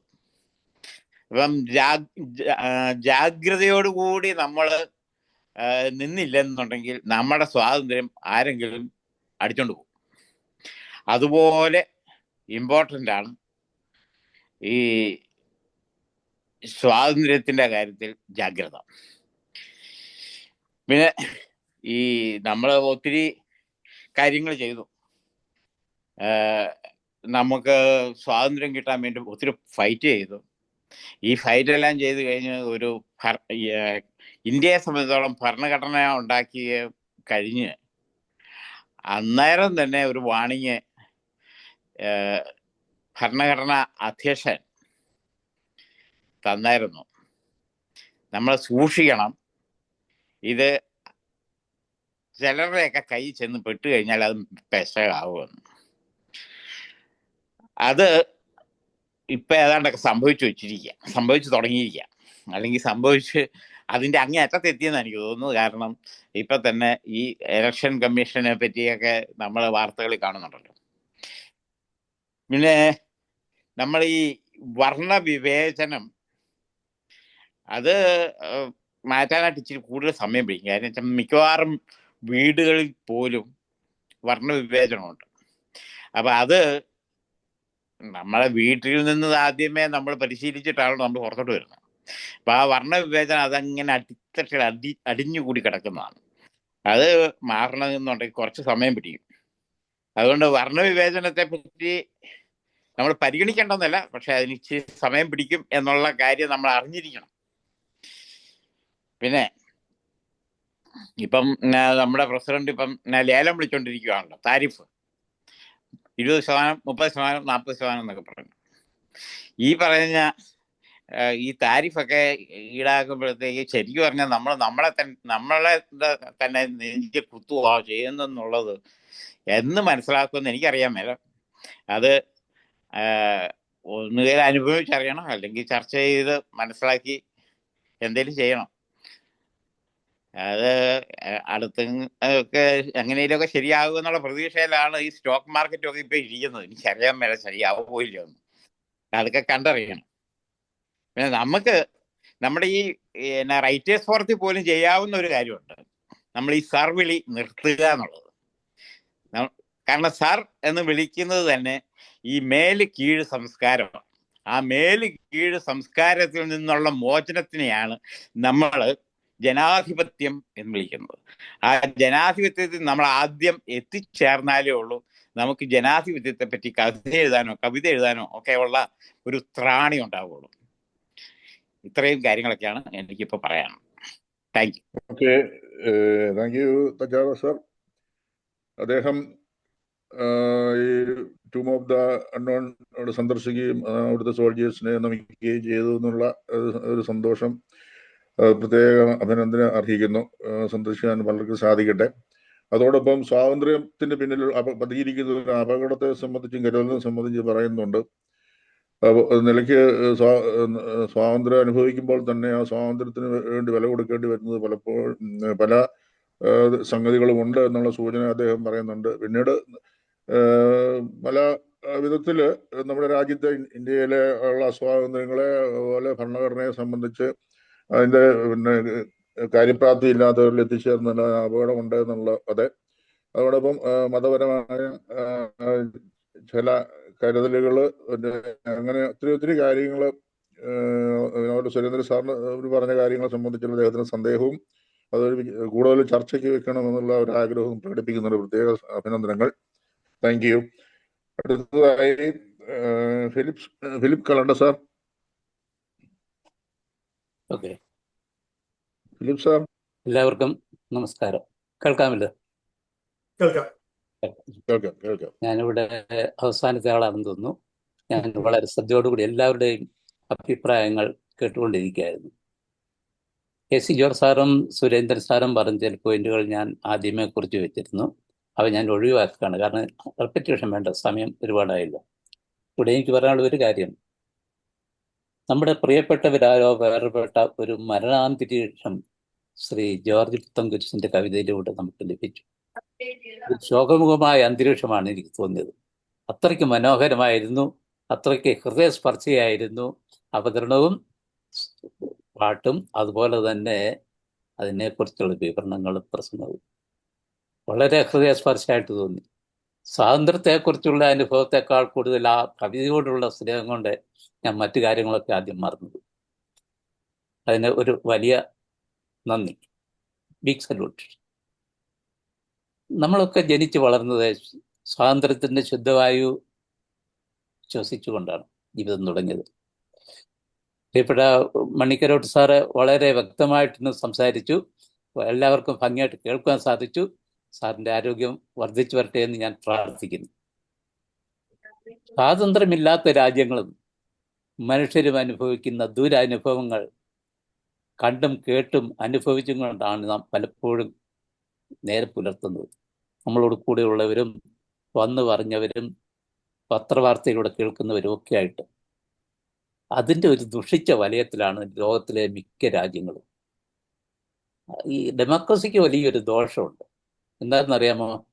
ലോകത്തിൽ ഏറ്റവും അധികകാലം ഡെമോക്രസി നിലനിന്ന ഒരേ ഒരു രാജ്യം അമേരിക്കയാണ്. ബാക്കി ലോകത്തിൽ എങ്ങും ഇത്രയും കാലം നിലനിന്നിട്ടില്ല, നിലനിൽക്കുകയുമില്ല. അതിൻ്റെ ഒരു പാരമ്യത്തിലെത്തുമ്പോൾ എന്ന് പറഞ്ഞാൽ ഡെമോക്രസിക്ക് ആധാരമായിട്ടുള്ള ലെജിസ്ലേറ്റീവോ ജുഡീഷ്യറിയോ എക്സിക്യൂട്ടീവോ ഒക്കെ ദുഷിക്കാൻ തുടങ്ങി. കുറെ കാലം കൊണ്ട് ദുഷിക്കാൻ തുടങ്ങുന്നത് രണ്ട് കാര്യം കൊണ്ട്: ഒന്ന് കൈക്കൂലി, രണ്ടാമത് സ്വജന പക്ഷപാതം, മതം. ഈ മൂന്ന് കൊണ്ടും ഇത് മൂന്നും ദുഷിച്ച് വരുമ്പോൾ ഇതിൽ ആർക്കാണോ ഭൂരിപക്ഷം ആ ഭൂരിപക്ഷമുള്ളിടത്തേക്ക് എല്ലാവരും ചായും, ബാക്കിയുള്ളവരിൽ ഒറ്റപ്പെടും. ഇതാണ് സംഭവിച്ചുകൊണ്ടിരിക്കുന്നത് പല രാജ്യത്തും. ഞാനൊരു ചെറിയ 1-2 ഉദാഹരണം പറഞ്ഞിട്ട് ഇന്ത്യയെക്കുറിച്ച് തെറ്റിദ്ധരിക്കരുത്. ഈ ബാബറി മസ്ജിദ് 1200 വർഷം അവിടെ നിലനിന്നിട്ട് ആർക്കും ഒരു കുഴപ്പമില്ലായിരുന്നു. എന്താ കാരണം? അന്ന് ഭരിച്ചിരുന്ന മറ്റ് രാജ്യക്കാരും മറ്റാൾക്കാരുമായിരുന്നു. അത് പെട്ടെന്ന് ഒരു സുപ്രഭാതത്തിൽ ഇടിച്ചു നിരത്തിയിട്ട് അവിടെ ഒന്നും സംഭവിച്ചിട്ടില്ല എന്ന് പറയുന്നത് നമ്മുടെ ഡെമോക്രസിയുടെ അടിഞ്ഞാട്ടം അവിടെ തുടങ്ങി എന്നുള്ളതിൻ്റെ പ്രധാന രേഖയാണ്. എന്തായിരുന്നാലും അതുപോലെ തന്നെ അടുത്ത ദിവസം ഒരു വാർത്ത കേട്ടു, ഒരു പാർട്ടിയുടെ വക്താവ്, ഇന്നലെ വരെ വക്താവായിരുന്നു സംസാരിക്കുന്നത്, ഇന്നിപ്പോൾ സുപ്രീം കോടതിയിലെ ജഡ്ജിയാണ്. നടത്ത സംഭവങ്ങളാണ്, ആരും തെറ്റിദ്ധരിപ്പിക്കാനല്ല. ഇതൊക്കെ നടക്കുമ്പോൾ ഡെമോക്രസി ദുഷിച്ചുകൊണ്ടിരിക്കുന്നു. ദുഷിച്ചതിൻ്റെ പാരമ്യത്തിലേക്ക് പോവുക. പാരമ്യത്തിൽ പോയില്ല, പോകുമ്പോൾ എന്ത് സംഭവിക്കുമെന്ന് അറിയാമോ? എലക്ഷൻ നിന്നിപ്പിക്കും. അത് ഏകാധിപത്യത്തിലേക്ക് പോകും. അങ്ങനെ ഏകാധിപത്യത്തിലേക്ക് പോയി കഴിയുമ്പോൾ അതിൻ്റെ ബാക്കി ഭാഗമായിട്ട് അദ്ദേഹം നിൽക്കുന്ന ഏകാധിപത്യം നിൽക്കുന്ന അതുപോലെ ഒരു അനുഭവത്തിലായിരുന്നു അവർ ഇത്ര കാലവും. അത് കഴിഞ്ഞ ദിവസം നെഹ്നാവ് എത്ര ക്രൂരനാണെങ്കിലും ഒന്നിട്ട് സത്യങ്ങൾ പറഞ്ഞു. എൻ്റെ സഹോദരൻ മരിച്ച രംഗം ഇപ്പോഴും എൻ്റെ ഹൃദയത്തിലുണ്ടെന്നാണ്. അവിടെ വിമാനത്തിൽ പോയി അവർ കൊന്നിട്ട് തിരികെ വരികയാകുമ്പോൾ ഒരേ ഒരാൾ മരിച്ച ഇദ്ദേഹത്തിൻ്റെ ജ്യേഷ്ഠനാണ്, സമർത്ഥനായ മനുഷ്യൻ. ഇനിയും ഞങ്ങൾ യുദ്ധം നിർത്തിവെച്ചാൽ ഞങ്ങൾ ഇല്ലാതാകുകയാണ്, തീർന്നു പോവുകയാണ്. ഈ ഒരു ചിന്താഗതി കൊണ്ടാണ്, ഈ ഒരു അനുഭവം കൊണ്ടാണ് അതേ യുദ്ധത്തിന് നിൽക്കുന്നത്. അല്ലാതെ മനുഷ്യരെ മുഴുവൻ കൊല്ലണമെന്നോ മറ്റുള്ളവരോട് പിണക്കമുണ്ടെന്നോ ഉള്ള അർത്ഥത്തിലല്ല. എന്നാൽ ഈ യുദ്ധം നിർത്തുന്നതിന് ഒരൊറ്റ മാർഗം, ഒറ്റ ദിവസം കൊണ്ട് നിർത്താം. എന്ത് സംഭവിക്കണമെന്നറിയാമോ? ഇവിടെ ട്രംപ് ഒരു ദിവസം പറഞ്ഞാൽ മതി, ഇന്ന് യുദ്ധം നിർത്തണം. ട്രംപ് ഒറ്റ ഒരാളാണ് ആ യുദ്ധത്തിന് പിന്നിൽ മുഴുവൻ പ്രവർത്തിക്കുന്നത്. അതൊരു സത്യമാണ്. പക്ഷെ ആരും അത് പറയുകയില്ല. പേടിയാണ്. അതാണ് ഇവിടെ സംഭവിക്കുന്നത്. അല്ലെങ്കിൽ ഒരിക്കലും ആ യുദ്ധം അവസാനിക്കേണ്ട സമയം കഴിഞ്ഞു. ഒരുപക്ഷെ അടുത്ത കാലത്ത് അവസാനിക്കുമെന്ന് നമുക്ക് വിശ്വസിക്കാം. ഇവിടെ മണിക്കരോട്ട് സാറ് അമേരിക്കയുടെ ആദ്യ ചരിത്രം വളരെ വിശദമായിട്ട് പറഞ്ഞു.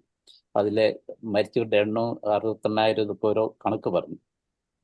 ഞാൻ പറയുന്നത്, ആ യുദ്ധത്തിൽ മരിച്ചവരെക്കാൾ നാം ഓർത്തിരിക്കേണ്ടത് ആ യുദ്ധത്തിൽ നഷ്ടപ്പെട്ടവരെ രക്ഷിക്കുവാൻ ശ്രമിച്ച ചില വ്യക്തികളാണ്.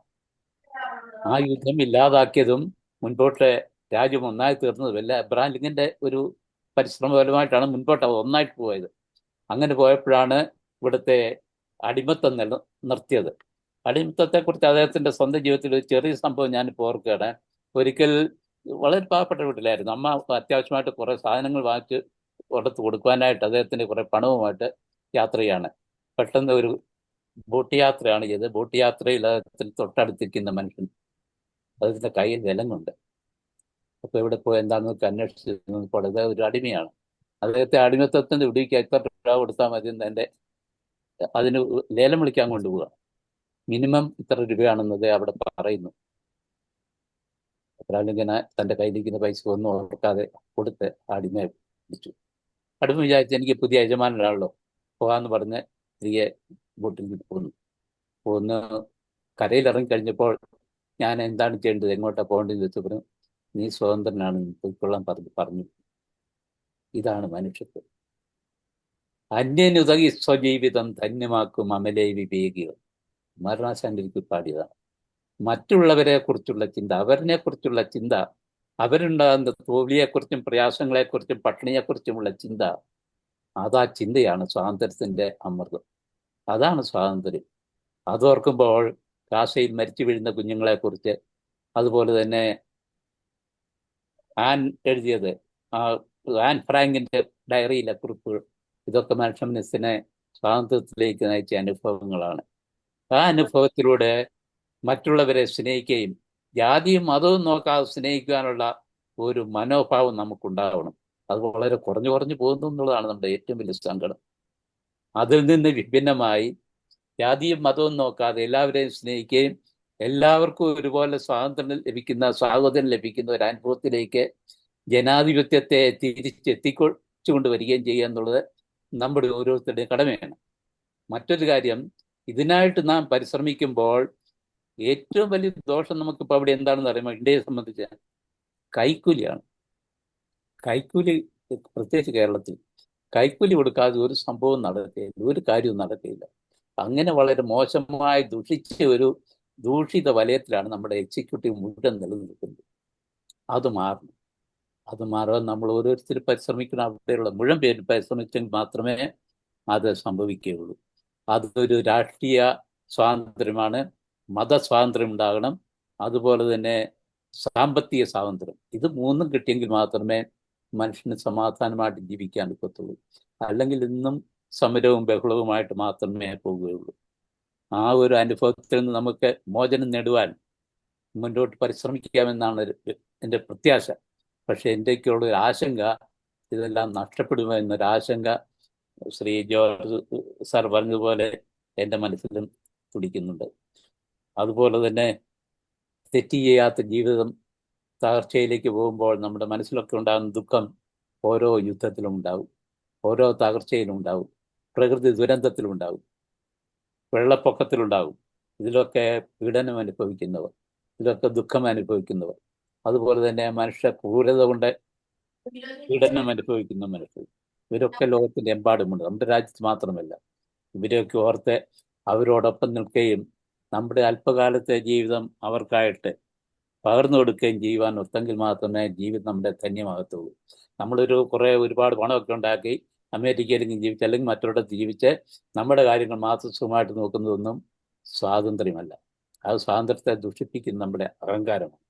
അഹങ്കാരത്തിൽ നിന്ന് താഴേക്ക് പോകാൻ നമുക്ക് സാധിച്ചെങ്കിൽ മാത്രമേ, അപരനുപകാരമാകാത്തതെങ്കിൽ കിം ദേഹം കൊണ്ട് ഫലമിക പ്രാണിനാം ക്ഷോണി തന്നെ. നമ്മൾ മറ്റുള്ളവരെ സഹായിക്കുകയും മറ്റുള്ളവർക്ക് കൊടുക്കുകയും ചെയ്യുന്നില്ലെങ്കിൽ നമ്മുടെ ഈ ശരീരം കൊണ്ടും നമ്മുടെ ജീവിതം കൊണ്ടും എന്ത് പ്രയോജനമാണുള്ളത്? ഈ ഒരു ചിന്തയാണ് സ്വാതന്ത്ര്യത്തെക്കുറിച്ച് എനിക്ക് നിങ്ങളോട് പറയാനുള്ളത്. അതുപോലെ തന്നെ സുരേന്ദ്രൻ സാറിൻ്റെ കോൺട്രാക്റ്റിനെ സംബന്ധിച്ച് 2-3 കാര്യങ്ങളുണ്ട്. അതിപ്പോൾ പറയാൻ ആഗ്രഹിക്കുന്നില്ല, കാരണം എൻ്റെ സമയം പോയി. ഈ ചിന്തയോടുകൂടി എൻ്റെ വാക്കുകൾ അവസാനിപ്പിക്കുന്നു. എല്ലാവർക്കും നന്ദി, നമസ്കാരം. താങ്ക് യു ഫിലിപ്പ് വെള്ളോട് സാർ. അദ്ദേഹം ജനാധിപത്യം അതിൻ്റെ മുന്നോട്ട് പോകും തോറുന്ന അപജയം ഉണ്ടാകുകയും ഏകാധിപത്യത്തിലേക്ക് പോകുന്ന ഏകാധിപത്യങ്ങളുടെ വരവിനെ സംബന്ധിച്ച് സൂചന പറഞ്ഞു പോയി, ജുഡീഷ്യറിയുടെ അപജയം. അങ്ങനെ വളരെ കൃത്യമായിട്ടും അദ്ദേഹത്തിന്റെ സന്ദേഹങ്ങൾ അവതരിപ്പിച്ചു. അത് അങ്ങനെ സംഭവിക്കാതിരിക്കട്ടെ, ഭാവി ശോഭനമായൊരു ഭാവി നമുക്കുണ്ടാവട്ടെ എന്ന് എല്ലാവരും പ്രതീക്ഷിക്കുന്നു. Okay, thank U. ഇനിയിപ്പോൾ ആരെങ്കിലും ഉണ്ടോ? അല്ലെങ്കിൽ എൻ്റെ ഊഴമാണ്. ആരും ഇല്ലെന്നു പ്രതീക്ഷിക്കുന്നല്ലേ? എങ്കിൽ ഞാൻ എൻ്റെ ചെറിയ വാക്കുകൾ ഞാൻ സംസാരിക്കണം. ഏതായാലും പ്രത്യേകം ഈ കവിത അവതരിപ്പിച്ച പ്രത്യേക അഭിനന്ദനങ്ങൾ. ഈ പ്രത്യേക ഈ സന്ദർഭത്തിൽ ആ ദേശാഭിമാനികളെ കുറിച്ച് അല്ലെങ്കിൽ ആ സ്വാതന്ത്ര്യത്തിന് വേണ്ടി ജീവൻ ബലിയർപ്പിച്ച അവർക്ക് പ്രത്യേകം നമിക്കുന്നു. അതിനെ വിഷയമാക്കിയത് ജോർജ് സാറിനുള്ള അഭിനന്ദനങ്ങൾ. മനുഷ്യൻ സ്വതന്ത്രനാകുക അല്ലെങ്കിൽ എന്നുള്ളത് അവന്റെ കൈകളും കാലുകളും ഇരുകാലുകളും സ്വതന്ത്രമായി അന്ന് കാലഘട്ടം മുതൽ വേണമെങ്കിൽ നമുക്ക് കരുതാം. പ്രിമിറ്റീവ് മാൻ അവൻ സ്വതന്ത്രനായിരുന്നു, ജന്മനാ സ്വതന്ത്രനായിരുന്നു. പിന്നീട് ഉടമ അടിമ സമ്പ്രദായങ്ങളിലേക്ക് വരികയും കരുത്തുള്ളവൻ കീഴടക്കുകയും ചെയ്യുന്ന ഒരു അസ്വാതന്ത്ര്യത്തിന്റെ ഒരു വലിയ വേലിയേറ്റം. പിന്നെ രാഷ്ട്രങ്ങളായി, ചക്രവർത്തിമാരായി, എങ്ങനെയെങ്കിലും നമുക്ക് എല്ലാവർക്കും കാര്യങ്ങൾ അറിയാം. പക്ഷേ ഇതൊക്കെ അങ്ങനെ നിൽക്കുമ്പോഴും ഗോത്രങ്ങളിൽ നിന്ന് രാജ്യങ്ങളായി, രാജ്യങ്ങളിൽ നിന്ന് വലിയ സാമ്രാജ്യങ്ങളായി, ഇപ്പം വലിയ രാജ്യങ്ങളായത് ഭൂമി പലവിധ രാജ്യങ്ങളായി നിൽക്കുമ്പോഴും അതൊരു സ്വാതന്ത്ര്യം പല വിധത്തിലും നമുക്ക് കിട്ടുമ്പോഴും അസ്വാതന്ത്ര്യത്തിന്റെ വലിയ ചങ്ങലകൾ നമ്മുടെ നേരെ വരുന്നു എന്നുള്ളതാണ്. എന്നാൽ ഞാൻ നേരെ തിരിച്ചാണ് ചിന്തിരിക്കുന്നത്, സ്വാതന്ത്ര്യം അസ്വാതന്ത്ര്യം. അപ്പോൾ തിരിച്ച് ഇനി ഭാവിയിൽ ഈ രാഷ്ട്രങ്ങൾ തമ്മിലുള്ള അതിരുകൾ ഇല്ലാണ്ടാവുകയും മതങ്ങൾ എല്ലാം ഒന്നാവുകയും മതം എന്നുള്ള ഒരു മനമായി മാറുകയും ചെയ്യുന്ന ഒരു കാലഘട്ടത്തെ കുറിച്ചാണ് സ്വാതന്ത്ര്യത്തിന്റെ സങ്കല്പം. രാഷ്ട്രങ്ങൾക്ക് അതിരുണ്ടാവരുത്, പട്ടാളം എന്നുള്ളത് വെറും സർവീസ് സംഘടനയായിട്ട് മാറുന്നു. അങ്ങനെയുള്ള ഒരു വലിയ സങ്കല്പമാണ്. മനുഷ്യവംശത്തിന് അതിജീവിക്കണമെങ്കിൽ, ഈ ഭൂമിയിൽ നിലനിന്നു പോകണമെങ്കിൽ, ആയിരക്കണക്കിന് വർഷങ്ങൾ അതിജീവിച്ച് നിൽക്കണമെങ്കിൽ അത് മാത്രമേ വഴിയുള്ളൂ. ഒരു കാരണവശാലും യുദ്ധങ്ങൾ കൊണ്ടോ അങ്ങനെയുള്ള അല്ലെങ്കിൽ പരസ്പരമുള്ള സ്പർദ്ധ കൊണ്ടോ ഒരു തരത്തിലും മനുഷ്യവംശത്തിന് നിലനിൽപ്പില്ല. ഈ ഇനിയുള്ള മനുഷ്യന്റെ സ്വാതന്ത്ര്യവും മനുഷ്യന്റെ നിലനിൽപ്പും തമ്മിൽ വളരെ വളരെ അടുത്താണ് നിൽക്കുന്നത്. ഈ സ്വതന്ത്രമായ ഒരു ചിന്തയിലൂടെ ഈ ഒരു കാര്യത്തിലേക്ക് എത്തിച്ചേരുന്നില്ലെങ്കിൽ ഒരു വംശം എന്ന നിലയിൽ, സ്പീഷീസ് എന്ന നിലയിൽ അറ്റുപോകുമെന്നുള്ളതാണ് കരുതേണ്ടിയിരിക്കുന്നത്. അത്രമാത്രം അപകടകരമായ രീതിയിൽ മനുഷ്യന്റെ മനസ്സ്, മനുഷ്യന്റെ ആയുധ ശേഖരങ്ങൾ എല്ലാം എത്തിക്കഴിഞ്ഞു. ഭരണകൂടങ്ങള്, ഭരണകർത്താക്കള്, ഭരണഘടനകൾ എല്ലാം വിഷം നിറഞ്ഞു കഴിഞ്ഞു. ഇതാണ് എനിക്ക് ഈ സമയത്ത് പറയാനുള്ളത്. ഞാൻ കൂടുതൽ ദീർഘിപ്പിക്കുന്നില്ല. ഞാൻ ഈ മറുപടി പ്രസംഗത്തിന് വേണ്ടിയിട്ട് സെക്രട്ടറി സാറിന് ക്ഷണിച്ചുകൊള്ളുന്നു. Thank you. എല്ലാവരോടും എൻ്റെ അഗൈതവമായ നന്ദി രേഖപ്പെടുന്നു. കാര്യം ഇത്ര വിശാലമായ ഒരു തലത്തിലേക്ക് പോകുമെന്ന് എനിക്കറിയാമായിരുന്നു. കാര്യം സ്വാതന്ത്ര്യം 1-2 വാക്കുകൾ ഒതുക്കാവുന്ന ഒന്നല്ല. സ്വാതന്ത്ര്യം ഉത്തരവാദിത്വം നിറഞ്ഞ ഒന്നാണ്. തച്ചാറ പറഞ്ഞ പോലെ there is A great responsibility. അപ്പൊ ഈ തലമുറ ആ റെസ്പോൺസിബിലിറ്റി എടുക്കുന്നുണ്ടോ എന്ന് ഇപ്പൊ ഇവിടെ ഫിലിപ്പ് സാർ സൂചിപ്പിച്ച പോലെ ഭയം കൊണ്ട് ആൾക്കാർ സത്യങ്ങൾ തുറന്നു പറയാനായിട്ട് ഭയപ്പെടുകയാണ്. പക്ഷെ ഒരു കാലഘട്ടത്തിൽ അതല്ല. ഭയം ഒരിക്കലും അവരെ ഈ സ്വാതന്ത്ര്യത്തിന് വേണ്ടിയുള്ള ആ ഒടുങ്ങാത്ത ഇച്ഛയ്ക്ക് ഭയം തടസ്സമേ ആയിരുന്നില്ല. ഞാനിത് ഈ കുമാരനാശാന്റെ കവിത കൂട്ടിയപ്പോൾ അതിനൊരു പ്രത്യേകത, അദ്ദേഹം അത് എഴുതിയത് 1919 1919 ഏപ്രിൽ 13 അമൃതസറിലെ ജാലിയൻ വാല ബാഗില് ഏകദേശം 1500ഓളം പേര് ഒരു രക്ഷാമാർഗമില്ലാതെ വെടിയേറ്റ് മരിച്ചത്. അപ്പോൾ തീർച്ചയായിട്ടും ഇത് അദ്ദേഹം എഴുതിയപ്പോൾ അതെല്ലാം ആ അതിൻ്റെ പിന്നിലുണ്ടായിരുന്നു എന്നുള്ളതിന് സംശയമില്ല. കാര്യം സ്വാതന്ത്ര്യം തന്നെ അമൃതം, സ്വാതന്ത്ര്യം തന്നെ ജീവിതം, പാരതന്ത്ര്യം മാനികൾക്ക് മൃതിയേക്കാൾ ഭയാനകം. ഭയം അവർക്കൊരു തടസ്സമല്ല. മൃത്യുവിനെ അവർ ഭയപ്പെട്ടിരുന്നില്ല. കാര്യം ഈ കവിത ഇത് തന്നെ ഞാൻ ഓർത്തത്, എനിക്ക് ഇന്നും ഞാൻ അത്ഭുതത്തോടുകൂടി എനിക്ക് തന്നെ എനിക്ക് അതിനുള്ള ഒരു ചങ്കൂറ്റമുണ്ട്. ഇന്ന് എൻ്റെ സ്വാതന്ത്ര്യത്തെ ഹനിച്ചു കഴിഞ്ഞു കഴിഞ്ഞാൽ എൻ്റെ ജീവനെ ബലി കഴിക്കാൻ ഞാൻ തയ്യാറാണ്. ചരിത്രത്തിലേക്കൊന്ന് തിരിഞ്ഞു നോക്കി, എവിടൊക്കെയോ നമുക്കറിയാം, ക്രിസ്തുവിൻ്റെ ചരിത്രം തുടങ്ങി നോക്കിക്കഴിഞ്ഞു കഴിഞ്ഞാൽ മനുഷ്യ സ്വാതന്ത്ര്യത്തിന് വേണ്ടി നിലകൊണ്ടപ്പോൾ അദ്ദേഹം ക്രൂശിക്കപ്പെടുക. അത് തുടങ്ങി ഇങ്ങോട്ടുള്ള ഞാൻ കേട്ടിട്ടുള്ളത് ലെജൻഡ് ശ്രീബുദ്ധൻ മനുഷ്യരാശിയുടെ സ്വാതന്ത്ര്യത്തിന് വേണ്ടി അദ്ദേഹത്തെ കുത്തിക്കൊന്നാണ് എവിടെയോ ഞാൻ വായിച്ചിട്ടുണ്ട്. ഗാന്ധിജി വെടിയേറ്റ് മരിച്ചു, എബ്രഹാം ലിങ്കൻ വെടിയേറ്റ് മരിച്ചു, MLK വെടിയേറ്റ് മരിച്ചു. 27 വർഷം അപ്പാർത്തൈഡിൽ നിന്ന് ആ രാജ്യത്തിന് മോചനം നേടാനായിട്ട് നെൽസൺ മണ്ടേല നിന്നപ്പോൾ 27 വർഷം ജയിലിൽ അടയ്ക്കുന്നത്. ഞാൻ അതിൻ്റെ ആ ബിൽഡിങ്ങിൻ്റെ ഒരു വശത്ത് നോക്കിയപ്പോൾ അദ്ദേഹത്തിൻ്റെ ഭാര്യ കുട്ടികളെയും കൊണ്ട് ഒരു വശത്ത് നിന്ന് അവിടുത്തെ വെള്ളക്കാരായ പോലീസുകാർ വെടിയുണ്ട ഉതിർക്കുമ്പോൾ കുട്ടികളെയും കൊണ്ട് അടുത്ത വശത്തേക്ക് ഓടും. ഞാൻ അതിൻ്റെ മുന്നിൽ നിന്ന് അതിൻ്റെ ആ വെടിയുണ്ടകൾ ഇന്നും ആ ഭിത്തികളിലെല്ലാം ഉണ്ട്. ഓരോരുത്തർ കൊടുത്ത പ്രൈസ്, പാരതന്ത്ര്യം മാനികൾക്ക് മൃതിയേക്കാൾ ഭയാനകം. അപ്പൊ ഇവരുടെയൊക്കെ ചിന്തകൾ ഏത് തരത്തിലാണ് പോയിരുന്നു എന്ന് ആലോചിക്കും. ഇവർക്കൊക്കെ കുടുംബങ്ങളുണ്ടായിരുന്നു, നമ്മളെപ്പോലെ കുട്ടികളും സ്വപ്നങ്ങളും ഉണ്ടായിരുന്നു. ആ നേടിത്തന്ന സ്വാതന്ത്ര്യമാണ് ഇപ്പൊ ശരിയാണ് പറഞ്ഞത്. കാര്യം ഫിലിപ്പ് സാറ് പറഞ്ഞതുപോലെ കുറെ നാൾ കഴിയുമ്പോൾ ദുഷിപ്പിക്കപ്പെടുക.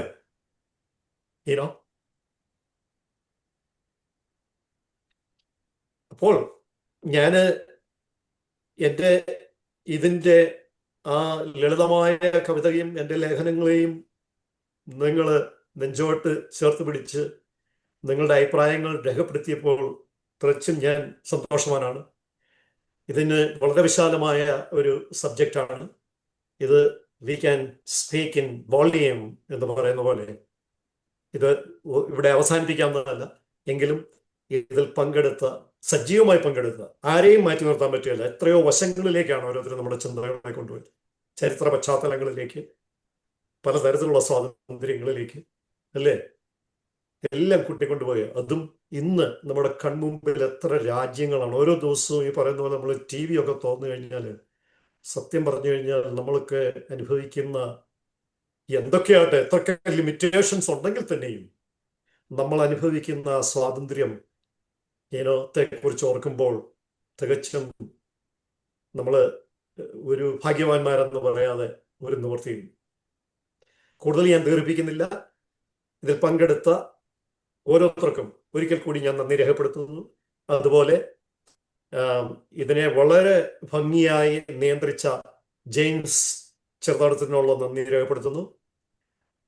വളരെയധികം സാങ്കേതികമായ ബുദ്ധിമുട്ടുകൾ ഉണ്ടായിരുന്നെങ്കിലും നമുക്ക് ഈ വേദി ഒരു തടസ്സവും കൂടാതെ ഭംഗിയായി ഇത് ഒരുക്കി തന്ന AC ജോർജിനോടുള്ള നന്ദി രേഖപ്പെടുത്തുന്നു. നമുക്ക് വളരെ നാളുകൾക്ക് ശേഷം വളരെ ആരോഗ്യവാനും പ്രസന്നബോധനുമായി നമ്മുടെ മുന്നിൽ വന്നെത്തിയ ഇതിൻ്റെ പ്രസിഡന്റ് മണ്ണിക്കരോട്ട്, നമ്മുടെ വൈസ് പ്രസിഡന്റ്, ഓരോ വ്യക്തികളോടുമുള്ള നന്ദി ഞാൻ രേഖപ്പെടുത്തുന്നു. ആരെങ്കിലും വിട്ടുപോയിട്ടുണ്ടെങ്കിൽ ക്ഷമിക്കുക. നിങ്ങൾക്കെല്ലാവർക്കും ഒരു ശുഭരാത്രിയും നേർന്നുകൊണ്ട് ഞാൻ എൻ്റെ വാക്കുകളെ ഉപസംഹരിക്കുന്നു. Thank you. ഒരു 30 സെക്കൻഡ് എനിക്ക് തരുമോ? പറഞ്ഞോളൂ. ജെയിംസ് കുരിശ് വളരെ വളരെ നല്ല രീതിയിൽ ഫിലിപ്പ് കൽഡസാർ അത് ക്രോഡീകരിച്ച് സംസാരിച്ചു. വളരെ ഇഷ്ടപ്പെട്ടു. പഴയ ഒരു മുദ്രാവാക്യമുണ്ട് നമ്മുടെ ഫ്രഞ്ച് വിപ്ലവത്തിൻ്റെ കാലത്ത് തന്നെ, സമത്വം, സ്വാതന്ത്ര്യം, സാഹോദര്യം. അപ്പോൾ സമത്വവും സാഹോദര്യവും നിലനിൽക്കുന്നില്ലെങ്കിൽ ആ സ്വാതന്ത്ര്യമെന്ന് നാം ഉച്ചത്തിൽ ഘോഷിക്കുമെങ്കിലും അതിൻ്റെതായ വാല്യൂ കാണുകയില്ല. നിങ്ങളൊന്ന് ആലോചിച്ച് നോക്കൂ, അന്യൻ എൻ്റെ സഹോദരനാണെന്ന് പറയാൻ നമുക്ക് കഴിയാത്തിടത്തോളം കാലം നാം ഒരുപാട് പിന്നിലാണ്. സമത്വ ഭാവന നമുക്കില്ലാത്തിടത്തോളം കാലം നാം ഒരുപാട് പിന്നിലാണ്. സ്വാതന്ത്ര്യമെന്ന് നാം വളരെ ഉച്ചത്തിൽ ഘോഷിക്കുന്നു എന്ന് മാത്രം. അത് ആ പഴയ ഒരു ആപ്തവാക്യമാണ്: സമത്വം, സ്വാതന്ത്ര്യം, സാഹോദര്യം. അത് ആണ് ആക്ച്വലി സമത്വ ഭാവനയും സഹോദര ഭാവനയും നമുക്കുണ്ടാകേണ്ടത് അത്യാവശ്യമാണ്, അവശ്യ ഘടകമാണ് സ്വാതന്ത്ര്യം. കാരണം മറ്റുള്ളവനും നാം അനുഭവിക്കുന്ന സ്വാതന്ത്ര്യം അനുഭവിക്കുന്നുണ്ടോ എന്നുള്ള ഒരു ആകാംക്ഷ, ഒരു വാഞ്ച നമ്മുടെ ഉള്ളിലുണ്ടോ എന്നുള്ളതാണ് യഥാർത്ഥ സ്വാതന്ത്ര്യ ബോധം എന്ന് ഞാൻ പറയുന്നത്. അത്രമാത്രം. Thank you. ഞാൻ ഇതിനോട് കൂടി മറ്റൊന്നും കൂടെ പറയുകയാണ്. ഞാൻ ഈ അടുത്ത ദിവസം ചിലപ്പോഴിങ്ങനെ ഈ ചില കോട്ട്സ് ഒക്കെ മലയാളത്തിലേക്ക് ട്രാൻസ്ലേറ്റ് ചെയ്യുമ്പോൾ ഈ അടുത്തിടയ്ക്ക് ഞാൻ ഐൻസ്റ്റൈൻ എഴുതിയതായിട്ടുള്ള ഒരു കോട്ട് കണ്ടു. അതായത് ഇനിയും നമുക്ക് സാധാരണക്കാർക്ക് അവൻ്റെ അഭിപ്രായങ്ങൾ പറയാനുള്ള സ്വാതന്ത്ര്യം നഷ്ടമായിക്കൊണ്ടിരിക്കുകയാണ്. കാരണം ഇന്നത്തെ മീഡിയ മുഴുവൻ പണമുള്ളവരും സുരേന്ദ്രൻ നായർ രേഖപ്പെടുത്തിയ പോലെ ശക്തിമാന്മാർ, സാമ്പത്തിക ശക്തിയുള്ളവർ മീഡിയ വിലക്കെടുക്കുക. അവരെന്നിട്ട് അത് കൂടി ആ മെഗാഫോണിൽ കൂടി സാധാരണക്കാരൻ്റെ തലയിലേക്ക് അടിച്ചു കയറ്റുകയാണ്. അതുകൊണ്ടാണ് ഇപ്പോഴത്തെ പ്രസിഡന്റ് 4 വർഷം കൊണ്ട് 34,000 നുണകളാണ് പറഞ്ഞിട്ടുള്ളതെന്ന് പറഞ്ഞത്. ജനം അതിനെ ഏറ്റെടുത്തു. ആ നുണകൾ മുഴുവൻ ഒരു ദിവസം അദ്ദേഹം 23 നുണയെങ്കിലും പറയുന്നതാണ്. പക്ഷെ ആ നുണ തുടരെ വന്നു കഴിഞ്ഞപ്പോൾ ജനങ്ങൾക്ക് ശക്തിയില്ല അതിനെ എതിർക്കാനായിട്ട്. ഒന്നുമല്ലെങ്കിൽ അക്സെപ്റ്റ് ചെയ്യുക, അല്ലെങ്കിൽ മിണ്ടാതിരിക്കുക. കാര്യം പണവും ശക്തിയും ധനവും വീക്കായിട്ടുള്ളവനെ ഭാഗ്യം നമ്മൾ ജനിച്ചത് സ്വാതന്ത്ര്യത്തോടുകൂടി, അത് പരിപൂർണ സ്വാതന്ത്ര്യമാണ്. പക്ഷെ ആ ജനനത്തിന് ശേഷം വളരും തോറും ആ സ്വാതന്ത്ര്യം നമുക്ക് നഷ്ടമായിക്കൊണ്ടിരിക്കുകയാണെന്നാണ് എൻ്റെ ഒരു തോന്നല്. ഓഫ് ദ മീറ്റിംഗ് ഞാൻ നിങ്ങൾക്ക് അഭിപ്രായം പറയാം. there is no problem. ഇതൊക്കെ താൽക്കാലിക പ്രതിഭാസമാണെന്ന് ഞാൻ വിശ്വസിക്കുന്നത്. കാരണം നമ്മളൊരു 50-100 വർഷങ്ങൾക്ക് മുൻപോട്ട് പുറകോട്ട് നോക്കുമ്പോൾ എത്രയോ രാജ്യങ്ങൾ ചിഹ്ന ഭിന്നമായി കിടന്നതാണ് ഒന്നാവുന്നത്. അമേരിക്കയാണേലും എത്രയോ സ്റ്റേറ്റുകൾ ചിഹ്ന ഭിന്നമായിട്ട് കിടന്നിട്ടാണ് ഒന്നായത്. ഇന്ത്യ 600 രാജ്യങ്ങളാണ് ഒന്നായത്. അപ്പൊ അതിർത്തികൾ തകർക്കപ്പെടുകയും വീണ്ടും ചെറുതായിട്ട് ഇപ്പൊ പാകിസ്ഥാനും ബംഗ്ലാദേശോട് തിരിയുന്നില്ലെങ്കിൽ അത് എത്രയും കൂടെ അഫ്ഗാനിസ്ഥാൻ ഉൾപ്പെടെ ഒരു മഹാരാജ്യം എന്ന തരത്തിലേക്ക് വീണ്ടും ഭാവിയിൽ ഈ അതിർത്തികളൊന്നും നിലനിൽക്കില്ല. കാരണം ഇങ്ങനെ കൊല്ലപ്പെടാനും ചാകാനും പട്ടാളത്തിൽ പോകാൻ ആളുണ്ടാവില്ല, പിള്ളേരെ കിട്ടില്ല. ഒരു രാജാവിനും പട്ടാളം ഉണ്ടാവില്ല. അവന് നിങ്ങളുടെ കുട്ടികളെ ഉണ്ടാക്കി നിങ്ങൾ വിട്ടോളൂ എന്ന് പറയും. ഞാൻ പട്ടാളത്തിൽ ചേരുന്നില്ലെങ്കിൽ എനിക്ക് നിർബന്ധിത പട്ടാള സേവനം എന്ന് പറഞ്ഞാൽ എളുപ്പമല്ല. ഗ്രൂപ്പായിട്ട് ഞങ്ങൾ കയറുന്നില്ലാതെ ഇല്ല. ഒരു 50 വർഷം കഴിയുമ്പോൾ ഒരു ആർമിയും എല്ലാ റോബോട്ടുകളെ കൊണ്ട് യുദ്ധം ചെയ്യേണ്ടി വരുമായിരിക്കും. അല്ലാതെ മനുഷ്യൻ യുദ്ധം ചെയ്യാൻ പോവില്ല. ബുദ്ധിയുള്ള മനുഷ്യൻ അവന്റെ ജീവന് ഏറ്റവും പ്രധാനമാണെന്ന് കരുതും. ഒരു വ്യക്തിയുടെ ഉത്തരവാദിത്വം എന്ന് പറയുന്നത് സ്വന്തം ജീവൻ രക്ഷിക്കുക, റിപ്രൊഡ്യൂസ് ചെയ്യുക, അപകടമില്ലാതെ ജീവിച്ചു പോവുക, സുഖമായിട്ട് ജീവിക്കുക എന്നുള്ളതാണ്. മനസ്സിലായി. ഗതികെട്ട കാലത്ത് 1-2 ലോകമായത് അല്ലെങ്കിൽ പട്ടാളത്തിലേക്ക് ഇറച്ചി കയറി ജനം. പിന്നെ അതിൽ ഇപ്പൊ ഇന്ത്യൻ ആർമി കയറുന്നുണ്ട്. കേരളത്തിൽ നിന്ന് ഇപ്പൊ ചിന്തിച്ച് എത്ര പേര് പോകുന്നുണ്ട് ആർമിയിലോട്ട്. നോർത്ത് ഇന്ത്യൻ ഗ്രാമങ്ങളിൽ നിന്ന് കുറച്ച് പേര് പോകുന്നുണ്ട്. ബാക്കി എങ്ങും പട്ടാളം കിട്ടുന്നില്ല.